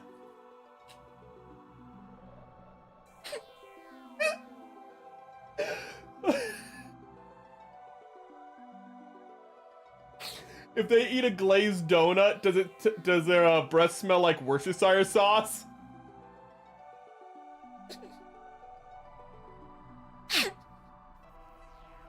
I'm so happy I don't have a fucking actual face cam right now, because the expression I'm making is fucking awful. I'm a terrible person. I'm a horrible human being.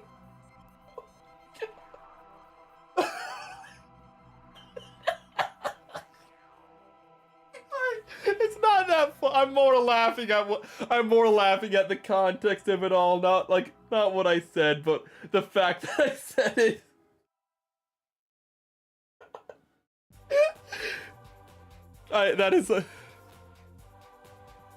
It's AMV hell, because I recognize the anime picture and posted was the first one from AMV hell. Okay.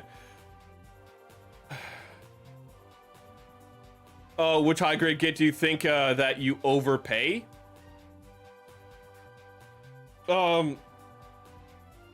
Oh god, there are some high grade kits that I usually don't think of the prices all that off. If I had got it, it would be the GM Sloop from P Bandai. That thing cost like $41 before shipping. But I didn't buy that one. That one is overpriced. Screw P Bandai for that. I don't. You can be like tariffs all you want. No, that $40 for the high grade of a GM which you never print to begin with. No.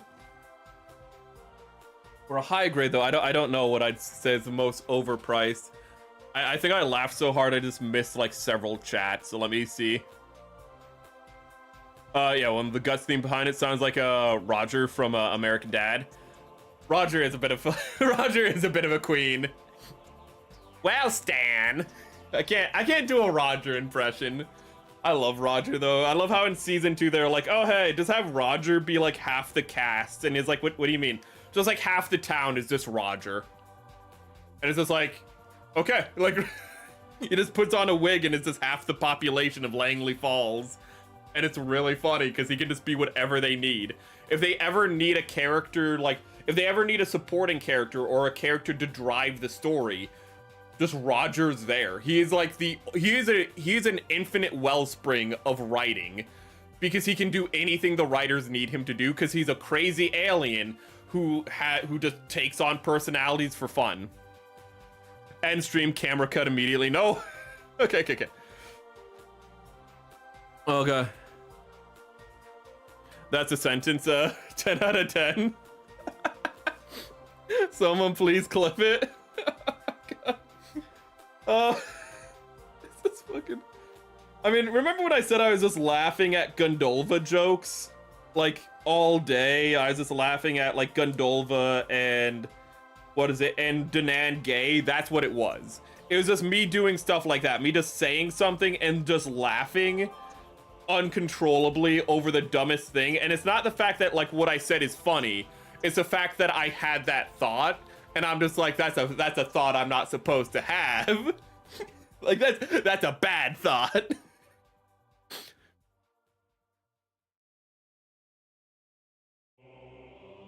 Oh god, my soul left my body. God, I want to recommend some really nice high grades, but they're P Bandai. Ugh. That is pain. Again, the P does not stand for premium, it stands for pain. Oh, that's a line in the that's a line in the that's a line in the GM review. Ooh. I think that's one of the first things that's said in the GM review. It's either one of the first or one of the last things. I can't remember which way it is. But one of the first or last things said in the GM review is, P Bandai doesn't stand for premium, it stands for pain. And actually what I like about the review is it's not inspired by normal Gunpla reviews, how... well, you know how a normal Gunpla review goes. Where, like, they put it on a spin table and then they talk, like, very casually about what you're looking at, and they're like, this is what I built, and this is what it is, and do-do-do-do-do, ba-da-da-do. And it's like, that's fine and all. I'm not gonna do that. My review is far more inspired by things like Razor Fist, and I use Razor Fist just in general, his movie reviews. And it's like, if you've ever seen Rageaholic Cinema, it's the fact that you just have like the quick cut in, cut out edits of like clips and whatnot going into it, where it's more about just getting the information out as like, not as quickly as possible, but like quickly, and just kind of making a tight script and just delivering it. That is the goal with the review. The review, I don't even know if it's going to be like 5 minutes long. It probably is going to be over 5 minutes, but I don't even know how long it's going to be. But that's the thing. It's like, it's inspired by the fact that like everyone does the whole like, this is the model, like, you know, here's the shield and here's this, and there's nothing wrong with that. That's good, because that's what you want in a model review. But this is not a review of the model. Like, what I'm making with the GM review is not me reviewing the model. The model is simply a way for me to tell Bandai to suck an egg. Like, the whole review is just an excuse for me to just rage at P Bandai, because I am unironically still pissed to this day that I paid for a premium for a kit that is the most broken kit I've ever built. So that is my motive. Because it's not going to be like your typical review. And actually, I'm going to say, watch other reviews to make sure that, like, my model isn't unique. You know, like, make sure that it's just like, I didn't get a bad printing of the model. You know, check other reviews. Is like literally how the review ends. So at the end of the review, I pretty much go like, everything I said might be invalid, and go look at somebody else's review. Is effectively how it's going to end. Which you might think, like, that's not a great way to end it. It's honest, though, because it might, for as much as I hate what it is, it might just be the fact that I might have gotten a bad copy. And if I got a bad copy, that's still a bad thing. That's still something that should be criticized. But,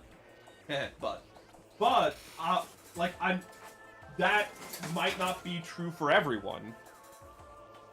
And I'd hate for you to, like, avoid a kit because I had a bad time with it. Let's see here. Clipped it and sent to Stream Talk. You could make a compilation of the lines like those Merrick. Don't worry about it. The high grade Rebin Wolf is amazing entry in Advance of Zeta. I've heard good things about it. Sadly, the Rebin Wolf just aesthetically doesn't do it for me, but it looks like a great kit. It's just one of those things where it's just like, everyone knows it. You just see a kit where you're like, that looks good. And it should make me happy and I should want to buy it. But I just don't care. But the Rebin Wolf looks really good. It looks really nice, and I've heard great things about it. Since it's a very new kit with minimal spare parts. Yeah, it's a new kit with made more from the ground up. I'm trying to figure out what part should be gold and what part should be bronze. Like, this part should be gold. This, like, panel line should be gold. But these should be bronze. But this should be gold.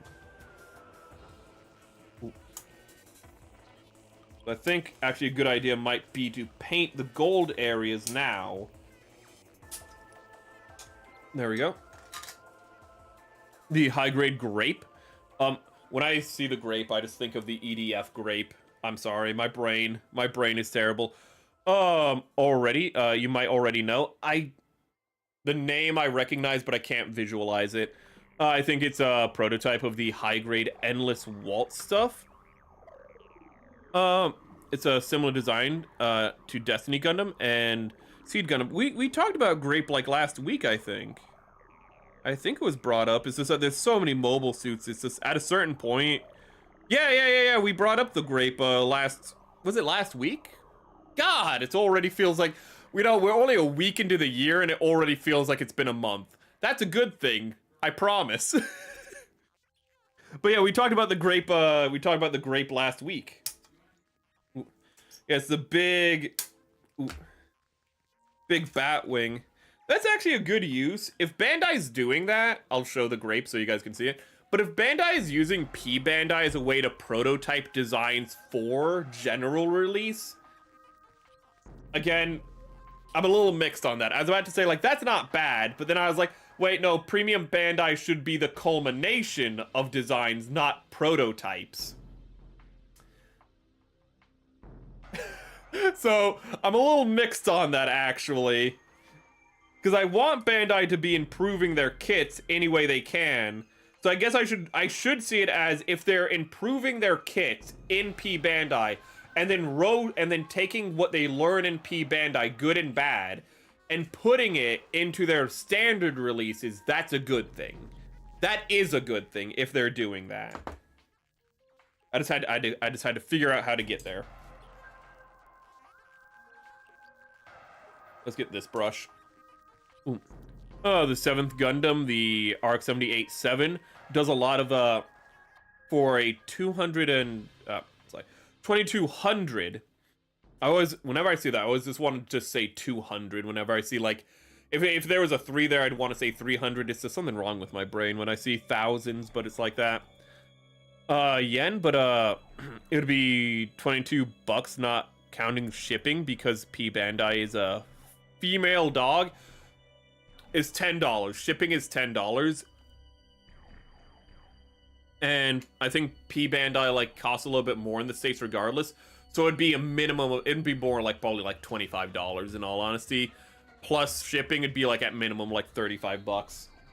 Just gonna be real with you. Oh, Grape is the tall, yeah, it's the tall gun with the giant wings. Like, yeah, there's like Vernairs on those wings and they would be used for propulsion, but like, they look like really bad origami cranes that they just kind of went like, there we go, we're done. And they just threw it on the back of a Gundam. Like, it don't, I don't like those. They look too bulky. It's probably just the perspective. They probably aren't as bulky as they look, but they look like they look really fat, and they probably aren't. In fact, they almost certainly are not. They're a little fat. I went to its, oh god, I knew it! I knew it! We've talked about this when we played Subnautica. I knew it! I knew I recognized this! You might be like, what do you mean? Well, chat, here's the mobile suit, you know, here's it in flight mode. Looks pretty nice, except for those feet peeking out, you know, like that's not the best, but you know, it's only like, the feet are only peeking out. I lied. We fucking talked about this mobile suit before. It was like 5 months ago when we were playing Subnautica. I hate this thing. This is the laziest transformation. I'm sure there's a lazier transformation, but this is bullshit. You might be like, no, it's an alt mode. This should not count as an alt mode if it is an alt mode. This is awful.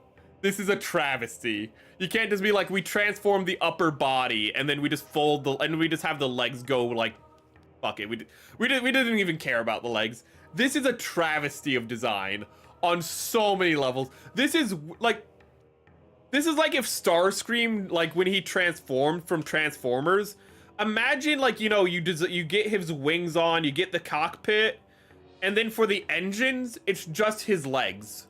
And you might be like, isn't that what Starscream is? Yes, but his legs fold into the engines, and his engines, and the engines fold out into his legs. This is literally like if the engines were just his feet. Like, you didn't do any folding, you didn't do anything, and like, they didn't look like engines. That's what this is, and I hate it. I despise this so much. This looks pretty cool. This looks pretty nice. This looks fine. It's a little fat. I hate this. I despise this. I do not like kibble. I grew up with Transformers, and this is horrendous kibble. Yeah, it's week 2, not 1. I said it's been a week, so it's been. We're not done with the second week, so I can't say it's been 2 weeks. I can only say it's been a week. Technically. Math. Then again, New Year started halfway through the week, and we're at the halfway point of the week, so it actually has been like 14 days, but you can shut the fuck up. It's not been 2 full, complete weeks. So I'm still right on a semantics level. English. It's a bitch. Very unfortunate you can a bad copy of the P Bandai GM. Again, I don't know if it is. I hope it's a bad copy. As weird as that might sound, like saying like, I hope my kit was dog shit. My kit was dog shit. But I do hope that it's not that it's just unique to me. That what happened was just a quality assurance issue with my kit, and it wasn't the entire run. It wasn't all of the printings of it. Of like this go around, because that would be terrible. That would be truly, like, I hope for the sake of other people their kits weren't awful. Ooh, bad copy of what kit? A bad copy of the GM command space type. I don't know if that's the case, but the GM command space type that I have is the worst like kit I maybe have ever built. It is worse than the real grade Zeta Gundam. The real grade Zeta Gundam is a mess of spaghetti engineering, and it's a bit of a hand grenade, but like really its skirt falls off, and people are like, it's a hand grenade because the skirts fall off. The skirts fall off of all mobile suits. The GM command type, I've brought it on stream multiple times. I'm not going to right now. But like when I would bring it on stream, I would just hold it and all of its limbs would fall off from me holding it. I could literally do this to shake it a bit, just, you know, just like shake it around. Its legs would get loose and it would just fall off. Master grade, the master grade P Bandai, which is what annoys me, is that it's a P Bandai kit that was a bad printing or just a bad model. But its arms would just fall off. Nothing was held in by friction at all with this kit. It was a travesty, and it has taken me months to fix it. And I have fixed it. I have strengthened the joints. I have thickened the joints. I have added friction to the joints. I have done so much to the joints. So it's a better kit. And it's still okay. Not good. I don't know if it's possible to make what I have into a good kit. But it is an okay kit, and I just look at it and I go, please don't fall apart. I pray to Bandai Jesus that it doesn't fall apart. Ooh. That is very unusual. It's every limb is the weirdest thing. Like, it's not like, oh, one leg is loose. Oh, thank you for the raid. Thank you, thank you. Ooh. Was that? Oh, thank you, Kays. But thank you, Kays. Ooh. But it is unusual. Usually Bandai has very good quality assurance, which again is why I hope I just fell through the crack. Because I'd rather it just be me isolated than everyone being screwed over. But it is still a bad reflection on Bandai. Especially an RX-78 2.0 based mold. Yeah, that's what I heard. Like, the RX-78 2.0 is like a really sturdy mold. And somebody mentioned how, like, it's the first time they've ever heard somebody talk negative about it. And I built another kit. I think the kit after, like, almost immediately after. I did build one thing. But the kit almost immediately after the GM was the Gundam Alex. And I think the Gundam Alex also uses a lot of the same construction. It also uses a lot of RX-78 2.0 in it. And the RX and the Gundam Alex is amazing. It's an amazing build. So I don't know why. I don't know why the GM is awful and the Alex is amazing when they are literally the same construction and they use the same design through most of their build. It's just one of life's great mysteries. I'm gonna read YouTube chat and then catch up to Twitch chat real quick. So, Merrick, can you change the thumbnail to your... No, I did not change the thumbnail. You might be seeing... Well, there's 3 different thumbnails for the police Zaku, but one is me as a suspect. The other one is the off-model Zaku. And then I released a reaction video today to, like, how I reacted to it once I finished building it. And it's the Zaku doing downward dog. So if you see that one, that's a new video. It's 2 minutes long. It says a 2-minute long reaction. Yeah, the Alex uses the same hip joint is what I noticed, is that the thighs plug in the same way with the Alex. It's the exact same, like, hip and leg connections as, like, upper leg connections. Leg connections as in what plugs in to the, you know, hips. It's pretty much the exact same as the GM. And when you plug in the Alex's joints, they plug in. Like, you literally can hear a pop, and you're like, that's locked in now. This is a solid kit that's not going anywhere. The GM just doesn't do that for some reason. You can push it in as far as you can, and it'll just slide back off. Sometimes you can watch it. For my copy, I could just watch it. If I just held it, I could watch it just slide back out. It was confusing. And again, I'm not going to get it on stream because I don't want to die. I don't want to die inside. Every time I handle that kit, a part of me dies. It is a travesty. 7th Gundam is really was a regular release. It is an entire new model with a revive. Oh. I'll have to look into that. You're here? Welcome, Kays.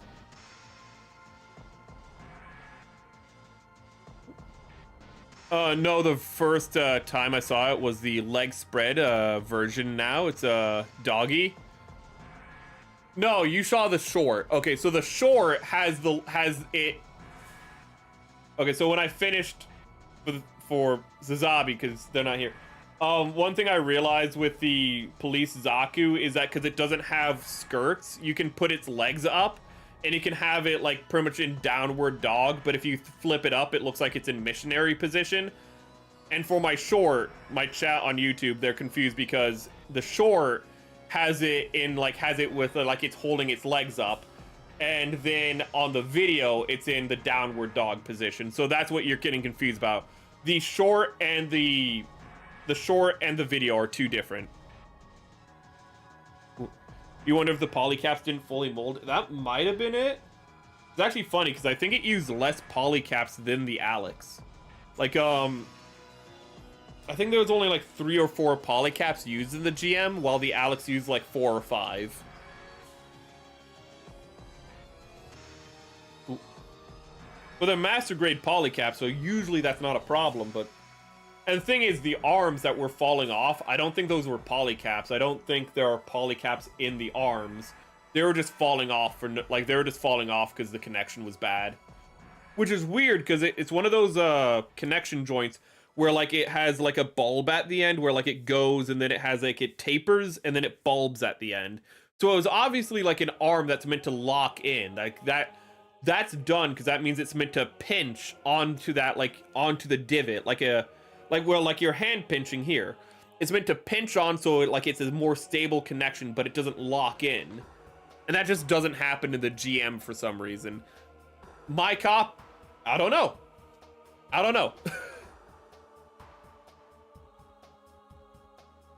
Seems like if I fell through the crack again, that's just what I'm hoping. I'm hoping mine was an outlier.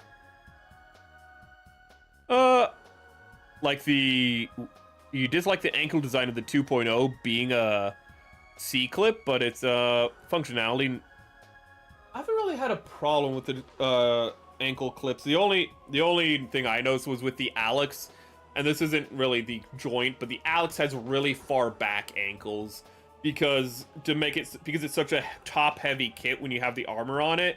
Its feet are super long in the back, so it has extra stability. But I like that. I like my models having that extra stability. So I enjoy that quite a bit. Maybe the mold is deteriorating. Thing is, it's not that old of a mold. That rhymed.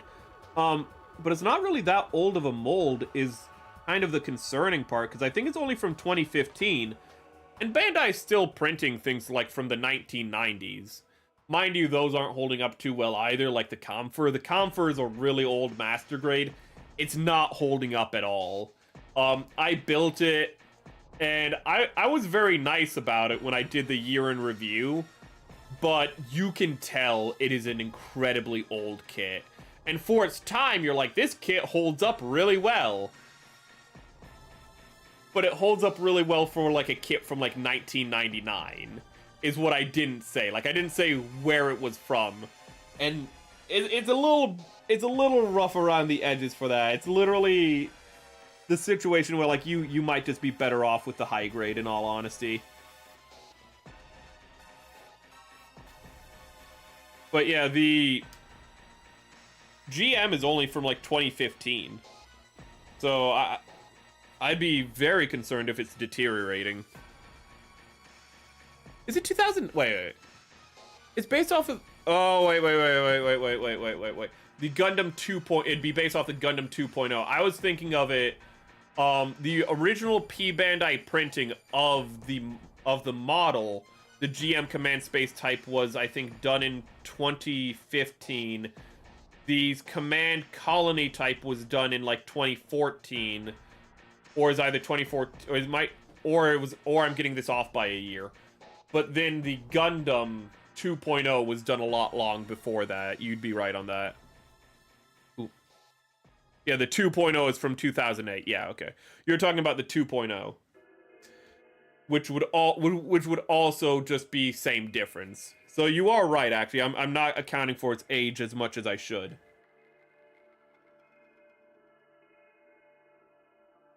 But you'd think, or you'd hope, that when they do a new kit that they would tune it up, that they would look at the old mold and make sure that, you know, they can reuse this, and where they need to, they, you know, they refine it, but maybe they didn't, which would kind of suck.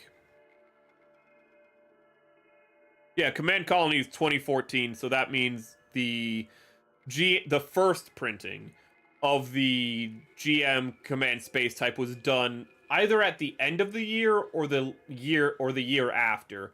I only know this because I just looked it up specifically for the model kit, because I thought it was a lot older than it was before I got it. I thought it was from like 2009 when I got it, and I was pleasantly surprised when I was like, oh, it's from 2014 or 2015. So this means that the kit's going to be really good and high quality. Maybe that's why the kit was terrible, because I had hope for it being good. I walked into it and I was like, this kit, it'll be a really good kit because it's premium Bandai and it's like a newer kit. Maybe I jinxed it. Maybe it's not Bandai's fault. Maybe it's completely my fault for having hope and belief. Maybe I'm in the wrong for believing in Bandai. I like how I'm painting this piece gold and I have no idea where it's going to go. I'm assuming it's the cuffs of the mobile suit. And I can't do that prep, sadly, because we don't have bronze. We can do a secondary coating here, though, before we end stream. Oh! God, we're almost at 3 hours again. Space type is from 2017. I thought it was made a year after. Huh, okay. But that means it's even newer, which means that they should have looked at the kit a little more. But thank you for the clarification. Ooh. So I got the... Oh, that is the wrong paint. So I got the colony type correct, but I got the date for the command space incorrect. Okay. There we go.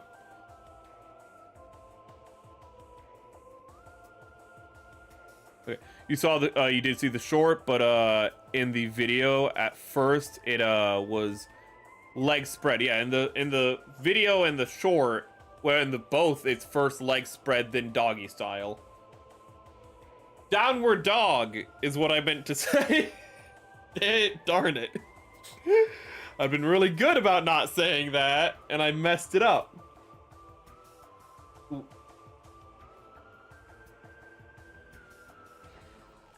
God, I lost my mind on stream when I figured out that it could just go into downward dog, though. I just started laughing just uncontrollably. Because again, I'm just a giant 14-year-old. GMs are usually very good, GM dominance. Thing is, I've seen things about the GM command type, and there's been no mention of loose joints. So I do think it really is just, I just got bad luck. Because I'm gonna be honest with you, if other people were having the problems I did and they didn't say anything, I would be like, I'm very suspicious of this person. But it really is just like, I just got a raw deal. But the Dominance Philip Hughes is a great kit. I want to look into that. Was it Dominance? Dominance Master Grade. Ooh! Is that pale? Is that the... Wait.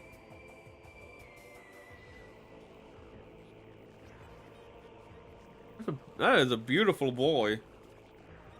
It looks like the Gundam Alex of GM Master Grades. Oh!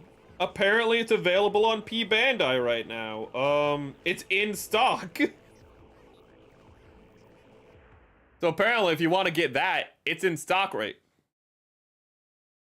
Apparently this is in stock right now. Recommended by Zazabi. specifically the, well, okay, well, this is the dominance, not the Philip Hughes dominance. So asterisk, they say specifically the Philip Hughes one.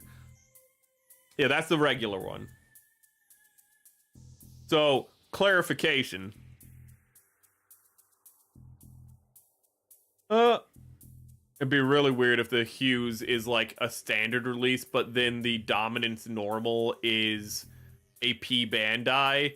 But at the same time, I would not be surprised if that was the case. If the Ace Pilot version was standard release, but then, you know, the standard release, the main production model was a P Bandai, I wouldn't bat an eye. I'd be like, yeah, that sounds about right. Not saying that's the case. I just had that thought go through my head. All dominants are P Bandais. Okay. Let me catch up to YouTube. What faction I should fight in Empire, Republic, Consortium, Republic, and do the CIS. Ooh. Do the CIS and play Dixieland while doing it.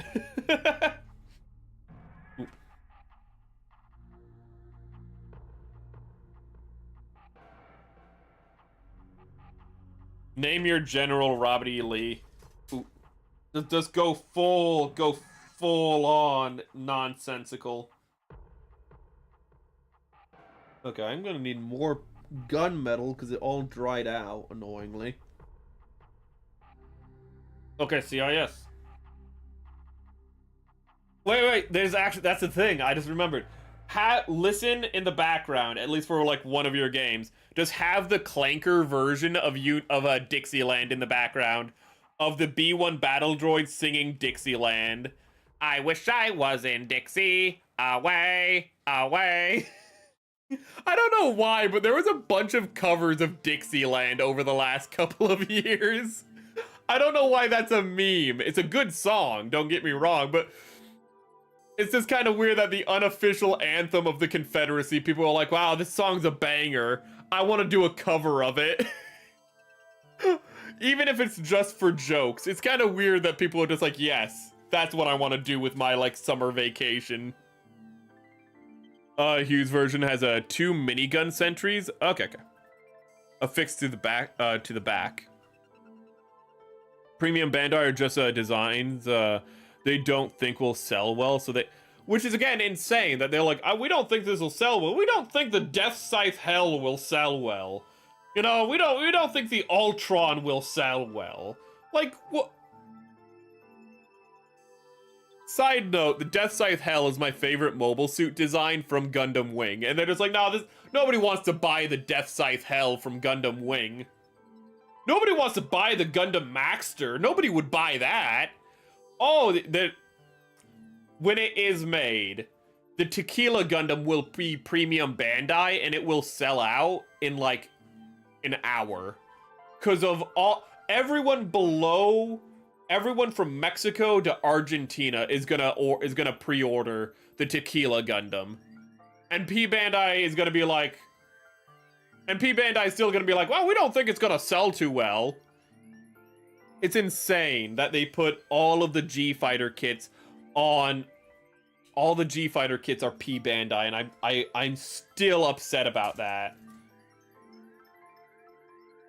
I shouldn't have to go to P Bandai to get the Maxter. I shouldn't have to do it to get the Rose Gundam. Which are just mobile suits I really like. I really love those mobile suits, and it's just like, no. And you know when they will make. You have to believe, chat. You have to believe they will make the Tequila Gundam, and you bet when they do, I'm gonna pre-order that. Because I have to, because it's gonna be P Bandai, and I'm gonna be really annoyed by it. Ultron, Death Scythe Hell, Heavy Arms Custom, and Sandrock Custom, high grades from the anime. They're all retail now. Yeah, they're retail, but I don't know if, I think it might only be for a limited time. Because they're doing it for the anniversary of Gundam Wing, but it is retail right now at least. And I think they should do that more often. Maybe make P Bandais that are more successful, make them go into retail at least for a limited time. That would be pretty cool. So like maybe if like the Gundam G-Fighter kits, that's redundant. If the G-Fighter kits were like successful enough, maybe they could go into major, like limited circulation. Maybe that would, maybe not, but you know, I'd like that.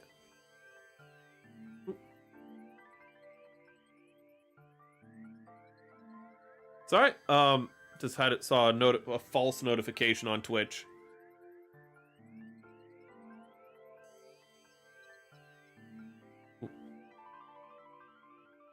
They were initially, yeah, they were originally.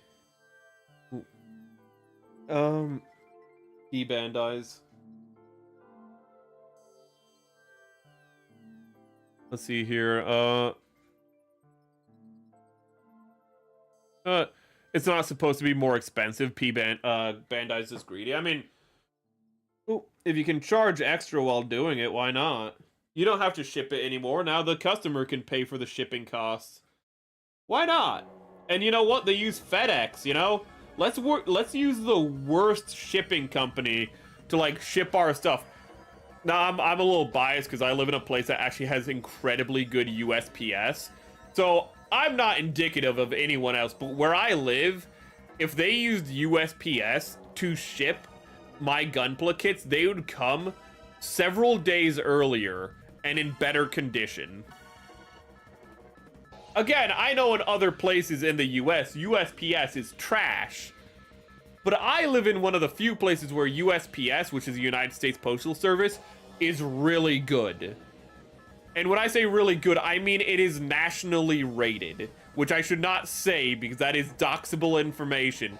Ignore that. Ignore what I just said. I live in a place with really good federal shipping. And it is annoying that Bandai is like, we're gonna use FedEx because FedEx is so trash where I live. It's trash everywhere, but it is so trash. And it's just, it's like, yeah, I don't want them to find a way to dent my box. Because like when you have a Bandai kit, it's in a box, it's in a thick cardboard box surrounded by like, you know, stuffed, you know, like by like padding and whatnot. And then you have the box that you actually want, the box like for the kit. And somehow FedEx finds a way to damage the box, like the Gunpla box inside the box surrounded by padding. I don't know how they do it, but they find a way. Just give it to the US government. Right now, like, God, FedEx is so bad, I'm literally saying, you know what, I prefer the federal government. Ted Kaczynski's crying in hell right now. I'm sorry. He's looking up at me right now and going, how could you? I'm sorry, Ted. I'm sorry. It's true. FedEx sucks.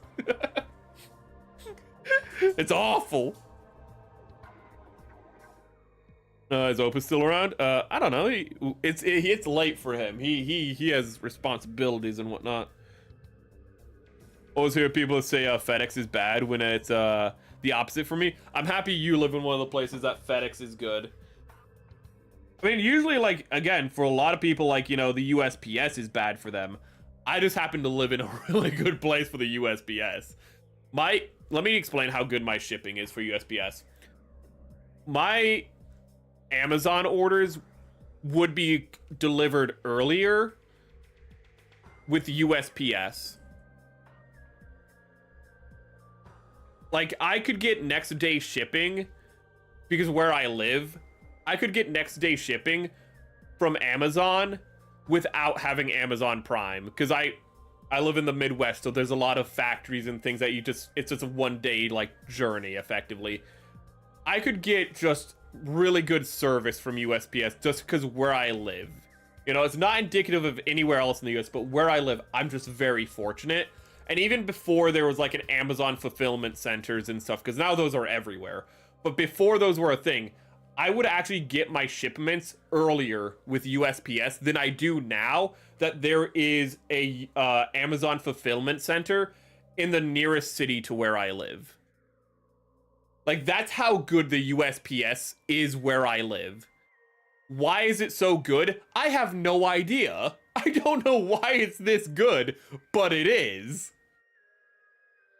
Perks of Midwest, yeah, I don't know why the USPS where I live specifically though. Again, like it is very highly rated. Like, it is not simply Midwest. It's actually like an excellent USPS. And I do know there are reasons why it's like this, but then I'd literally have to dox myself to explain why, because it's down to specifically where I live, its geographical position, the factories that are around it, the other towns that are around it. I'd pretty much have to be like, even if I didn't give you the name, I'd pretty much be like, okay, so like, here's how you triangulate to where I live within a 10-foot radius. Like,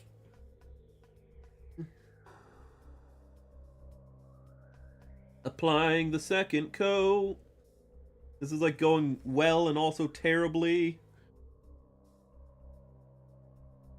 USPS is heinously bad here. That's what I mean. A lot of places, it's awful. Well, let's see here. Just realized Merrick's name. Now, yeah, the channel's name is now in Amber Clad on YouTube. I didn't have time to change that on Twitch because I'm lazy. That's just the truth. I'm lazy. But yeah, on YouTube, it's now in Amber Clad is now the channel name. But if you check the @ and actually I can show you this just in chat right now.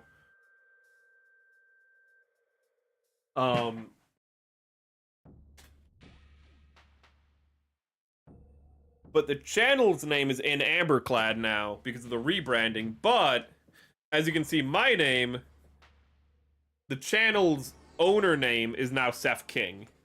That's only on YouTube, not on Twitch yet. I'm too lazy. I'm a bum. Me Earth Coalition. What the? Mass Effect Earth Coalition versus 2 Hard CIS. What? And first, I'm just seeing ME and I'm just thinking Mass Effect. My brain's cooked, bro. Oh, $1 supposed to be, 1 to, let's just say like 150 yen. I know you say 150 to 160, but it's 150 yen. But according to, the guys over at Bandai, $1 equals 100 yen. So no, there is, no free shipping. Ooh. That's probably how they make up for the cost, in all honesty, if they're doing a 1-to-1.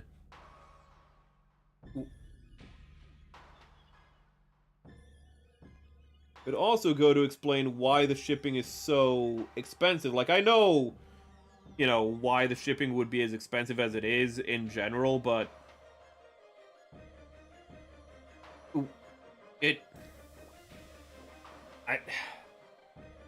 man, it's just, this is not great. Same, but Amazon uses their own shipping half of the time, and that shit. The thing is, where I live is at the end of the Amazon. I'm giving way too much information. Where I live is like at the end of where Amazon does deliveries. Ooh, actually, that's not giving too much information because you can do deliveries in either from the farthest out inward or the closest in outward, so it doesn't actually tell you where I live. But they get to my house last, effectively. And in the past, you know, I used to get my stuff like in the morning. I used to be able to go out and find my stuff like out there in the morning at like sometimes 7 o'clock in the morning, honestly, like, you know, before you even go to work kind of stuff, and be like, here's my box, and you just like, yeah, I got a new thing. I got something I forgot that I ordered. Wonderful. USPS in your area is like just bad. Like, they folded mail in half before just shove them in the mailbox, just so you don't have to walk 15 feet to put it in the doorstep. Oh my god. Yeah, I hate that. Like, anything does that, whether it's like a company or the government, but it's just like, oh hey, fragile, do not bend. Can't get in the mailbox any other way. And it's like, you're literally in a mail truck right now, and you have to drive by the house anyways. Or like you are literally like right in front of the house. You don't even have to drive. You are driving by the house. You are in front of the house. What am I saying? Just step out and it's like, you could throw it. You could be a lazy bastard and just like throw it like a frisbee. Miss, but still like throw it. But you're like, nah, fold. The one thing I'm told not to do. Who cares? I'll bet $5 all of these acronyms have something to do with Fallout. Ooh.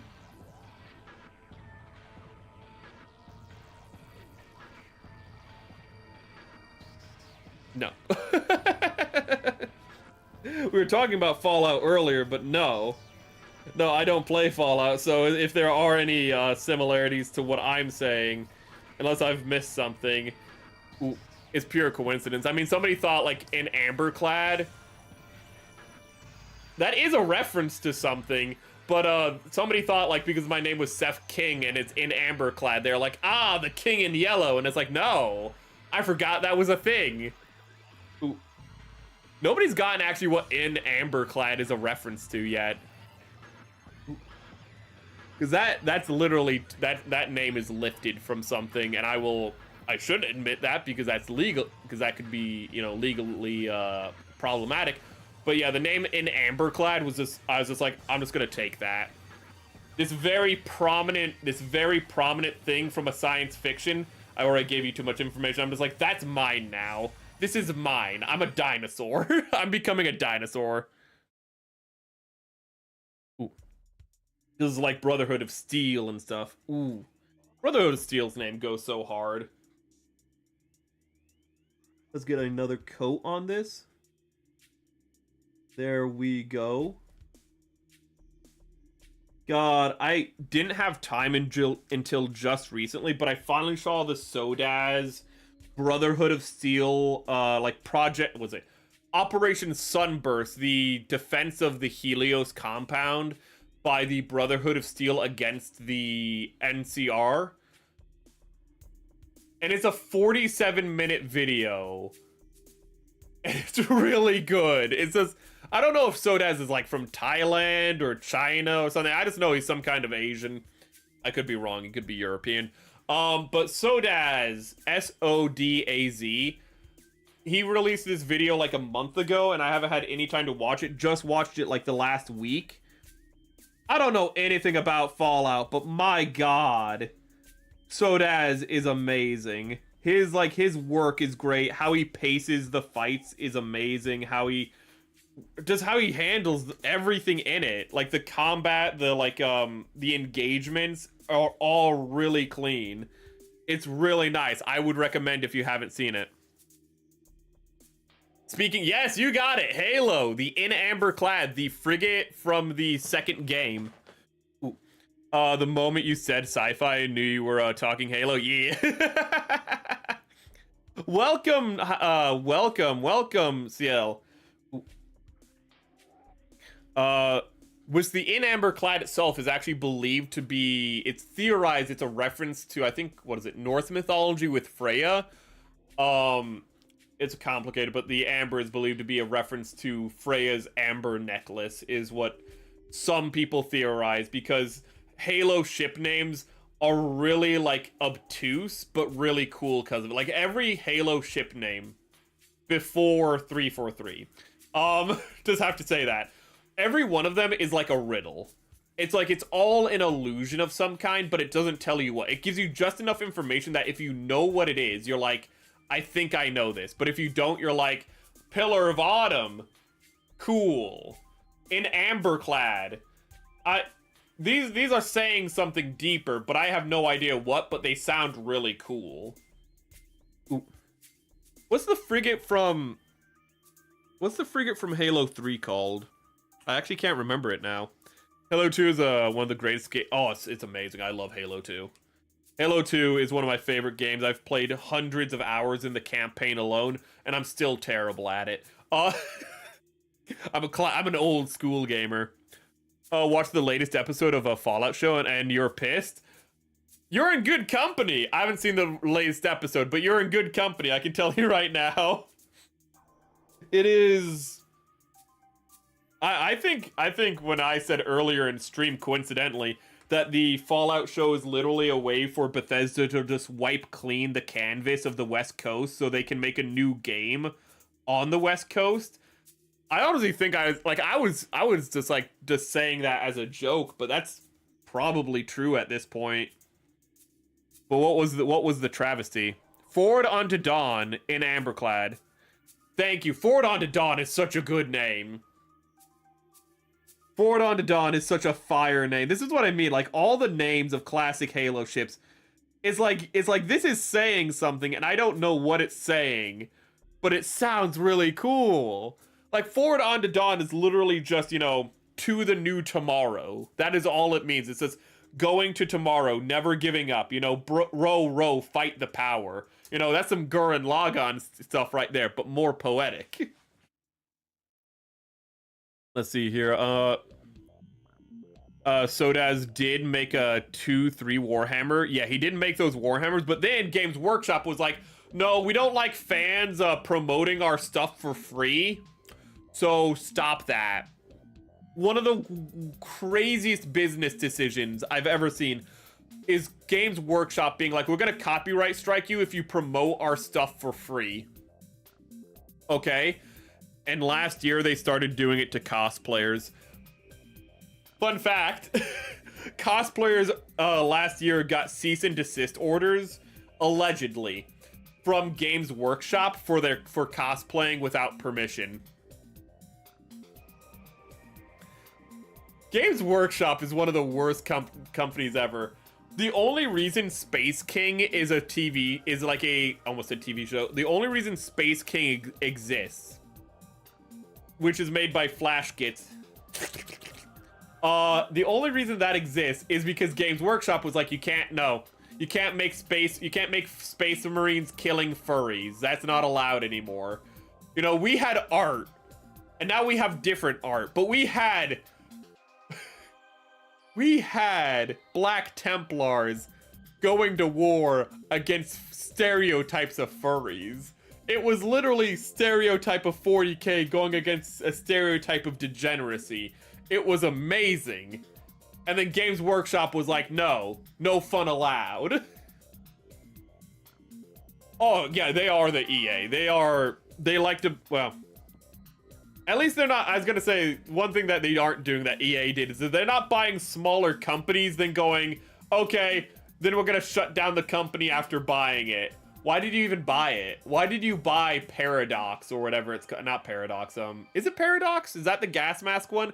Where they bought it, they're like, okay, you can make like 2 games. Oh, the games the games were successful, but they weren't successful enough, so we're going to like close the studio and have a tax write-off instead. Awesome. Amazing. But I need to get to see what CL is saying. They're the Nintendo, they hate their fans. Nintendo's just weird. Recently. Nintendo's like its own thing, in all honesty. Like, I'm not saying Nintendo's not bad right now, but like Nintendo's almost its own beast. Oh, by the way, I have a video to show you, and you wanted to ask what Gundam mechs that League of Legends skin takes inspiration from, because I swear it's pulling from kits I saw at Michael's. I mean, if it's there's more mecha than just Gundam, to be fair. It could be like, you know, that one mecha where there's a lion on the chest of like the combiner. I forget what that one's called. I saw that recently. I saw like the opening for that recently, and that's just on my brain now. Let me see here. But it might not be Gundam, but you can share it. One of the biggest misunderstandings is that people believe that the Master Chief was based off of the GM Spartan, because they're both called Spartans and are green, when Master Chief was actually based off of a different not Bandai, by a different Sunrise animation. Master Chief, look up Vifam, V-I-F-A-M. This just applies to the helmet. Very, very important. This only applies to the helmet. But look up Vifam. Look at the helmet from Vifam. That's literally, it is, I'll show you. You guys don't even need to look it up.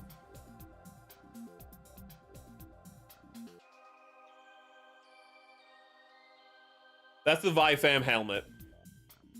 That is almost, outside of the bill being, outside of the bill having a little extra protrusions, that's almost identical to the Halo 1 Mark 4, Mark 5 helmet.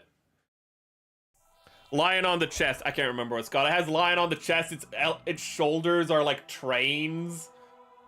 It's like Go-Go, like like lion or something is its name. I can't remember, but it's awesome. It's awesome. It's cool looking. Why does it have a tiger on its chest? I don't know. Why is it a combiner? Why it's a super robot? Have fun. Just have fun. I think Gao Geiger is what it is.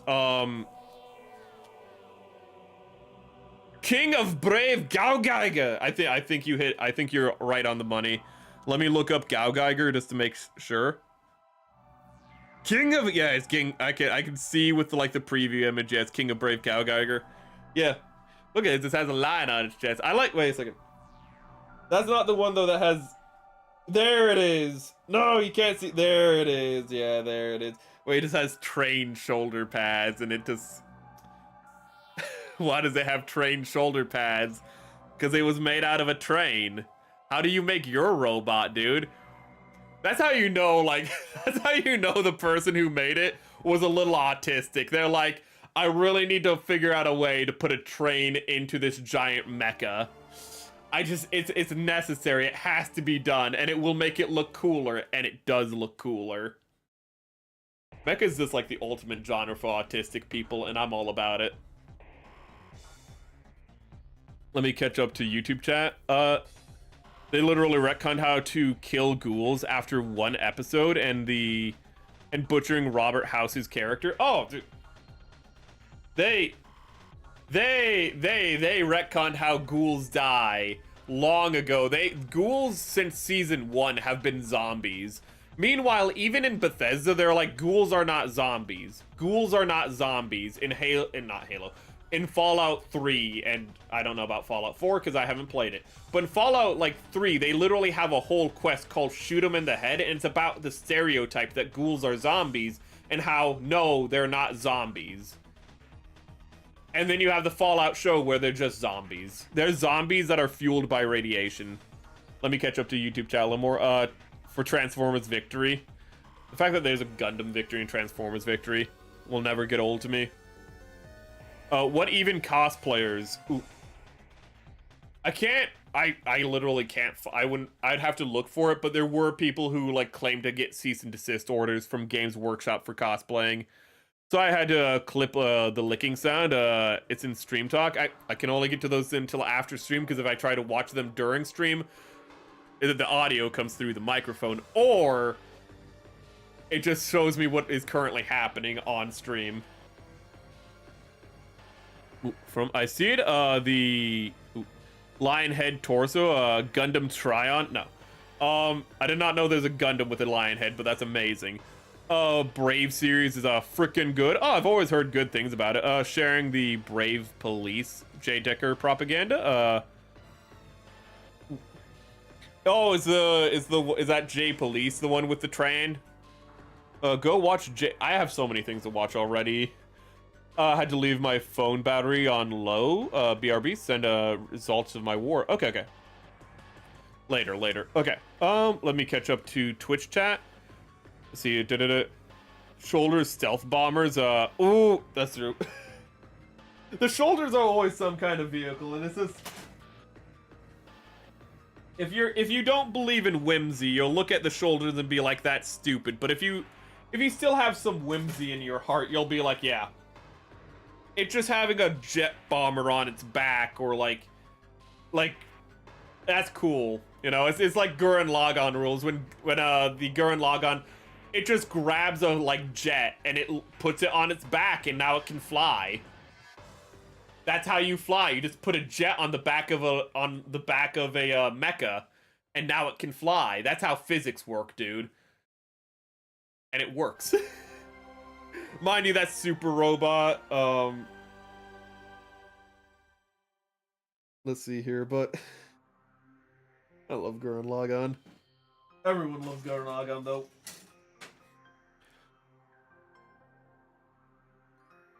Oh, it's Double Zeta plus Brave. Got it.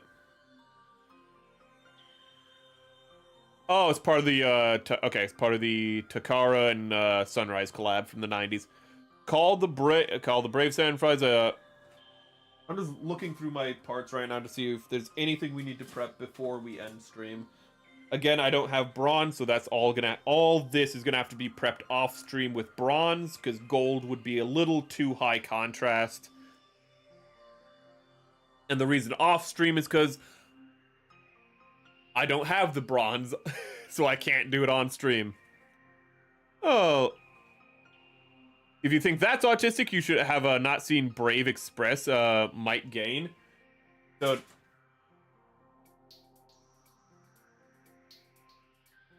anime is just like a haven for autism. That's why there's so many Americans who are autistic who love like anime. It's made by them for them. Not Americans, just autistic people in general. It's amazing. Everyone's socially awkward. He's just like me, for real, for real. They don't understand social cues. He's just like me, for real, for real.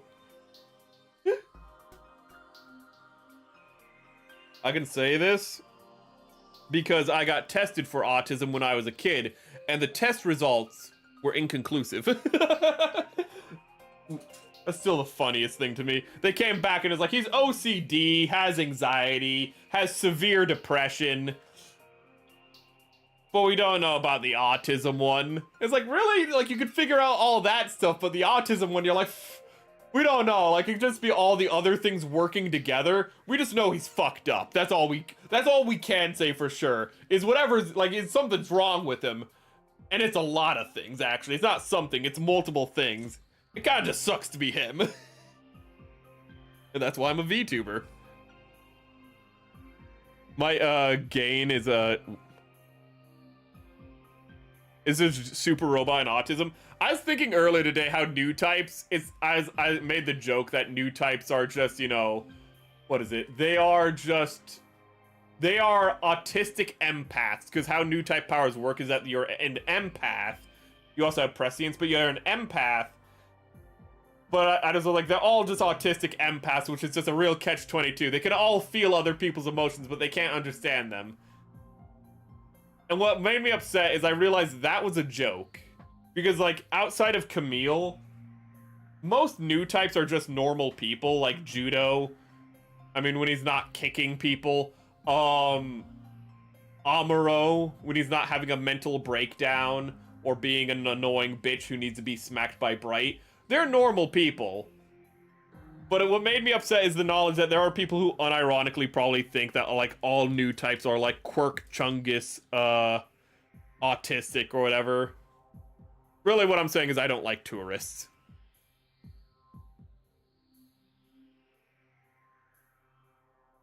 Ooh, the courier? What, did they retcon the courier as well? He's literally just made out of trains. Oh my god. I'm not a train guy, I'm not a train autist, but I understand why trains are so appealing. I understand the siren song of the train, chat. And it's just like, the entire thing is made out of trains. It's like, oh my god.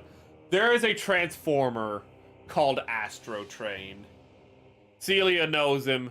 You know him. We all know him. We all love him. He's a transformer that turns into a space shuttle. Or an 1800s locomotive. And sometimes he'll transform into a little bit of both. Just for the extra autism points. And it is so good. It's just like, that is just like, it's just like, what are the two things that are the farthest apart? It's like trains and spaceships. But at the same time, what does everyone love? Everyone loves trains and spaceships. Let's just make a robot that's both of them. Call it Astro Train. Give it a really hard name. In Japanese, its name is either also as hard, or it's something really silly. Then again, Astro Train, let's be honest, it's literally Star Train, Space Train. But you say Astro, which is Greek or Latin or something, so it sounds cool now. Like Metropolis. But I think that is all the prep for today done. Astro Train! I know you'd sign off. Sound off. I'm gonna post something on Discord under Stream Talk and parts found in the old kit. Okay, I'm gonna check that before I end stream. Because I've not checked Stream Talk since this beautiful picture that, you know, is just like, how does this person exist? Like, isn't this person gonna explode and like with the contradictory views? And it's just like, and I explained it, the person's a furry. We don't need to go into any more detail. No hate on furries, I do want to make that clear. It's just that I've known furries, they're fine people. But from what I've met with furries, this, like, seeing this, the moment I saw that fox right there, that one specifically, there's other furries here, but the moment I saw that one, I was like, yeah, I've known this person. This might be the car of the person I met, in all honesty. You know, it's like, how is this possible? It is. But I haven't checked stream chat since then, so let me, on Discord, go and check. There's Japanese G1 executive train bots. They're combiners. Nice. Okay, so people have made autism jokes about new types, like Camille Forever. The problem isn't the jokes, it's the fact that there are people who take them seriously. And that's what made me sad, is just like, the fact that like we can't have the jokes anymore, because there's either people who, we should still joke regardless. I shouldn't say we can't have the jokes anymore, you should still joke regardless, and but like I just got like a little upsetty spaghetti at the like realization that there are people who unironically, like, who aren't making the joke, and it's like, well, now it's not funny. And then because there are people who do make the joke unironically, when you make the joke, there are now people who are like, ah, you're serious like the people who aren't joking. It's like, no, I'm literally saying it with an inflection in my voice. I'm literally joking. And they're like, no, no, no. So really the problem is just the breakdown of discourse. I still find it funny though, because I watched it the dub the first time because I'm a filthy casual.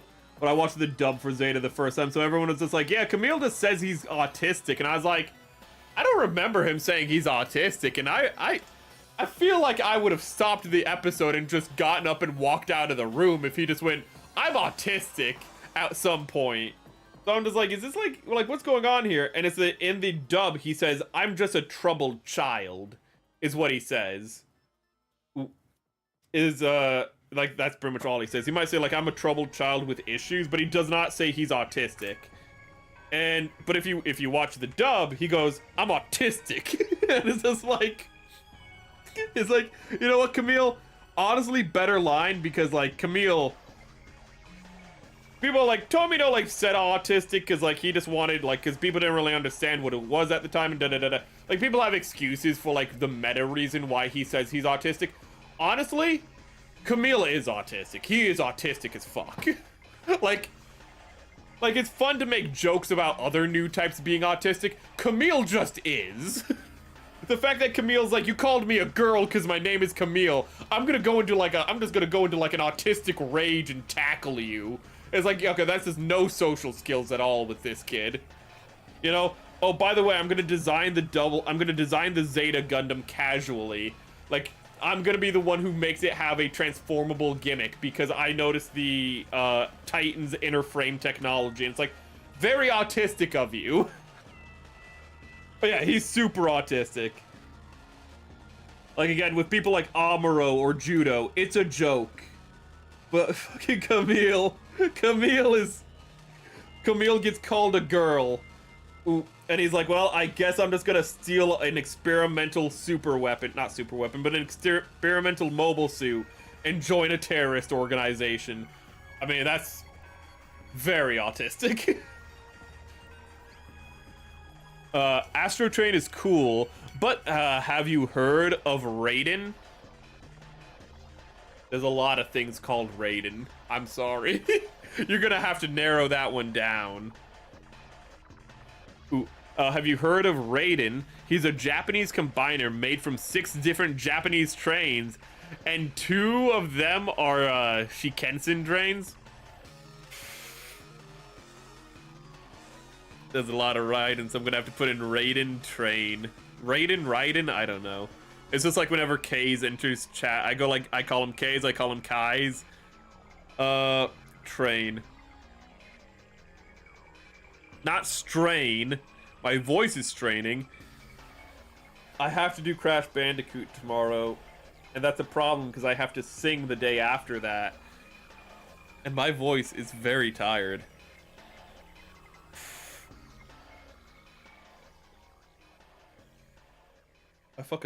I love old Japanese robots.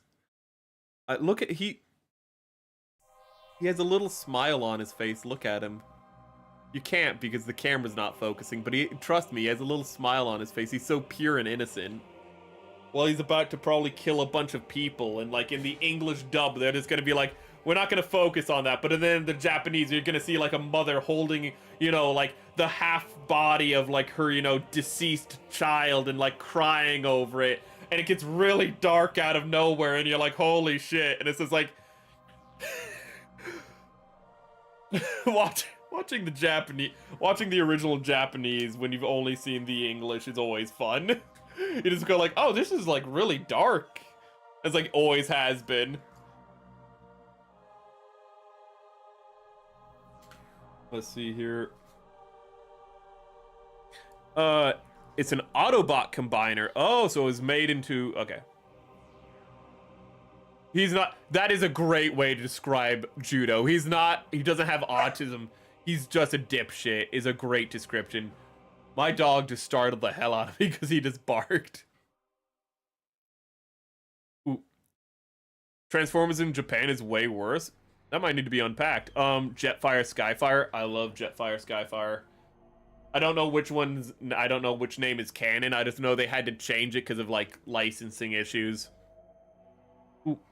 But I like how he's just a big old jet, and he's like Starscream's friend. He's like, I remember when, like, Starscream, my scientist friend, and Starscream's like, oh right, I used to be a scientist.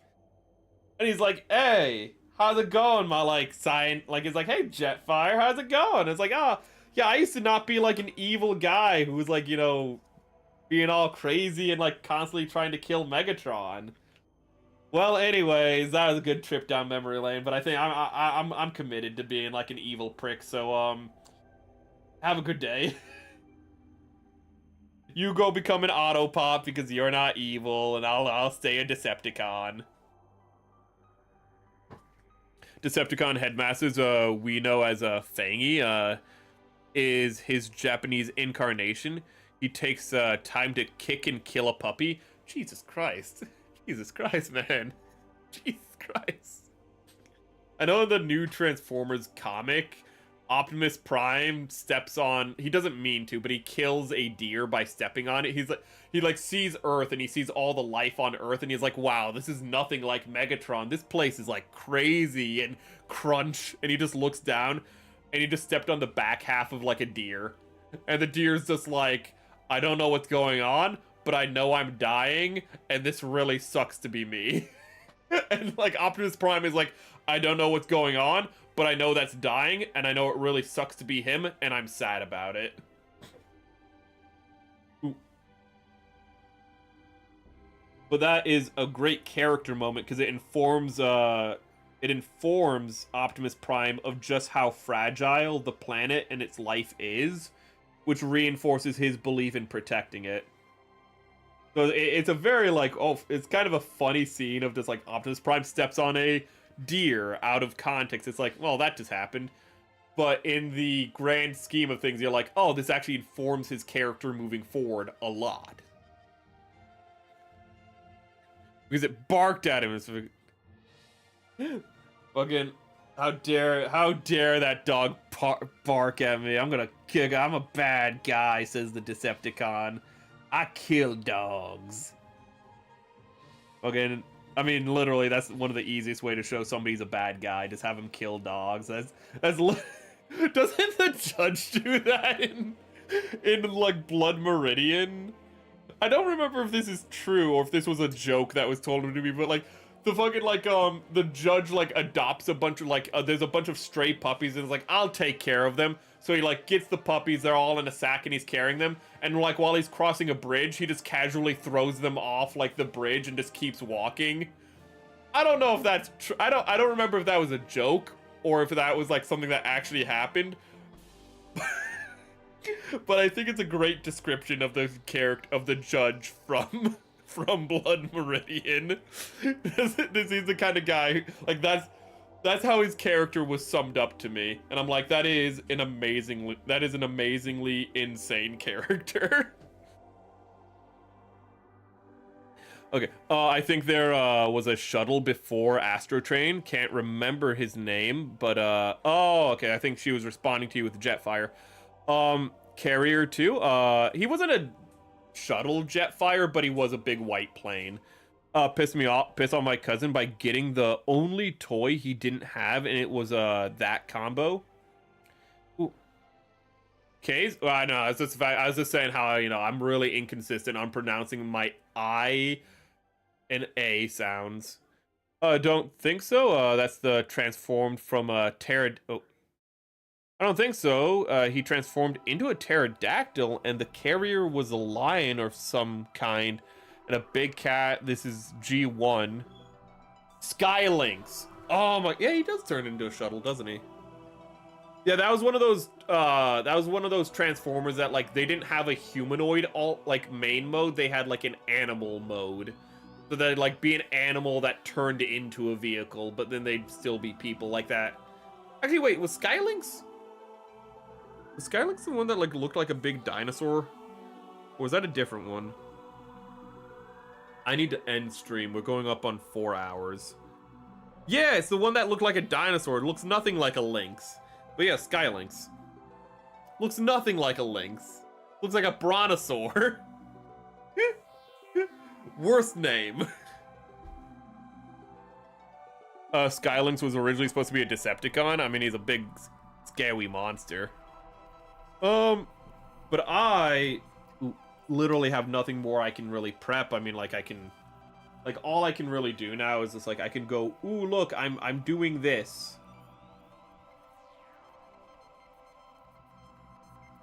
Wait, actually, me doing that, I was kind of messing around, but now I need to get the bubbles out.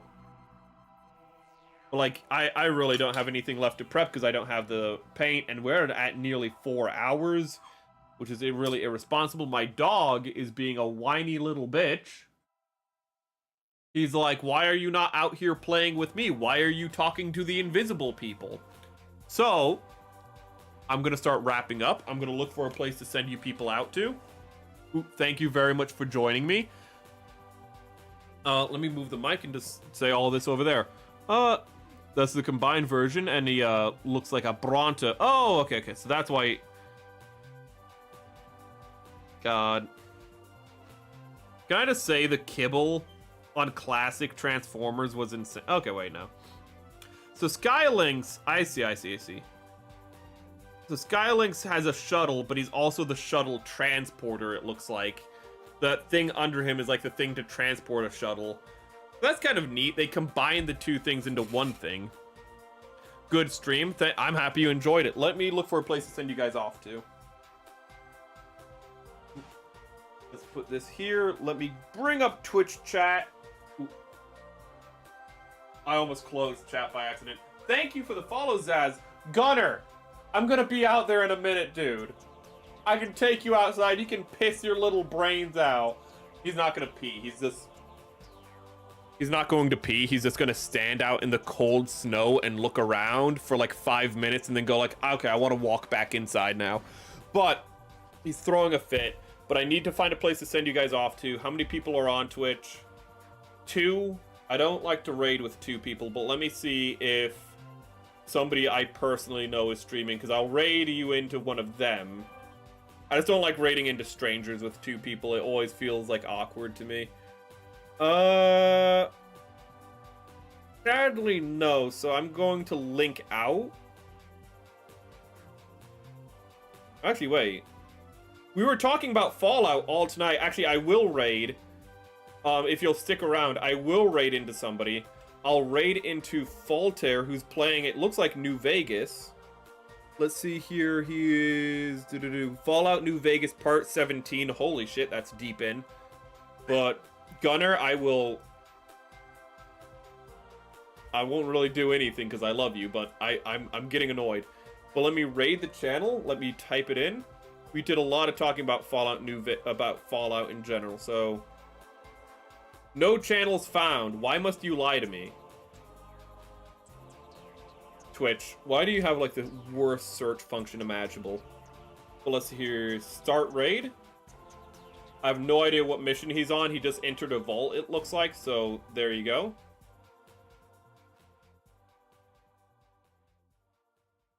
But that's going to be going. I hope you do go there. I hope you go. Ooh.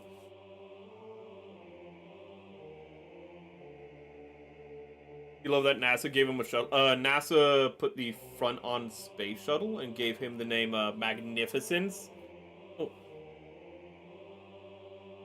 Oh, okay, so the last Skylinks had NASA involved and had Magnificence on it. NASA gave his shuttle name. That is actually pretty cool. And Magnificence is a cool name.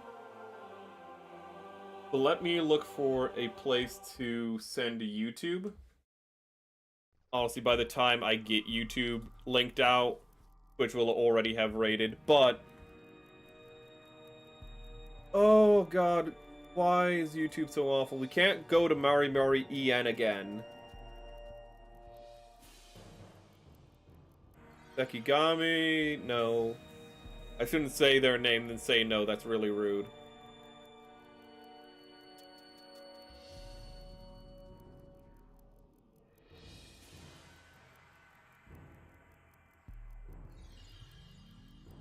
I don't know. I'm just gonna send you to Mari. No, wait, I can't send you to Mari. No, wait. I don't know. Mari's playing Pokemon. She's comfy. I'm just gonna send you to Mari. But there you go. And with that, I want you guys to have a great day, a wonderful life, and remember, don't lose your head. We'll be back tomorrow with some Crash Bandicoot, because you guys really were interested in it for some reason, so we're playing it. And then we're doing Fallout Boy, not because you care about it, but because I really want to do Fallout Boy karaoke on Friday. My camera is freaking out because I'm not standing in front of it, so it looks like I'm having a stroke. You guys have a good one. We'll be back tomorrow. Same bat time, same bat channel. Have a good night, everybody.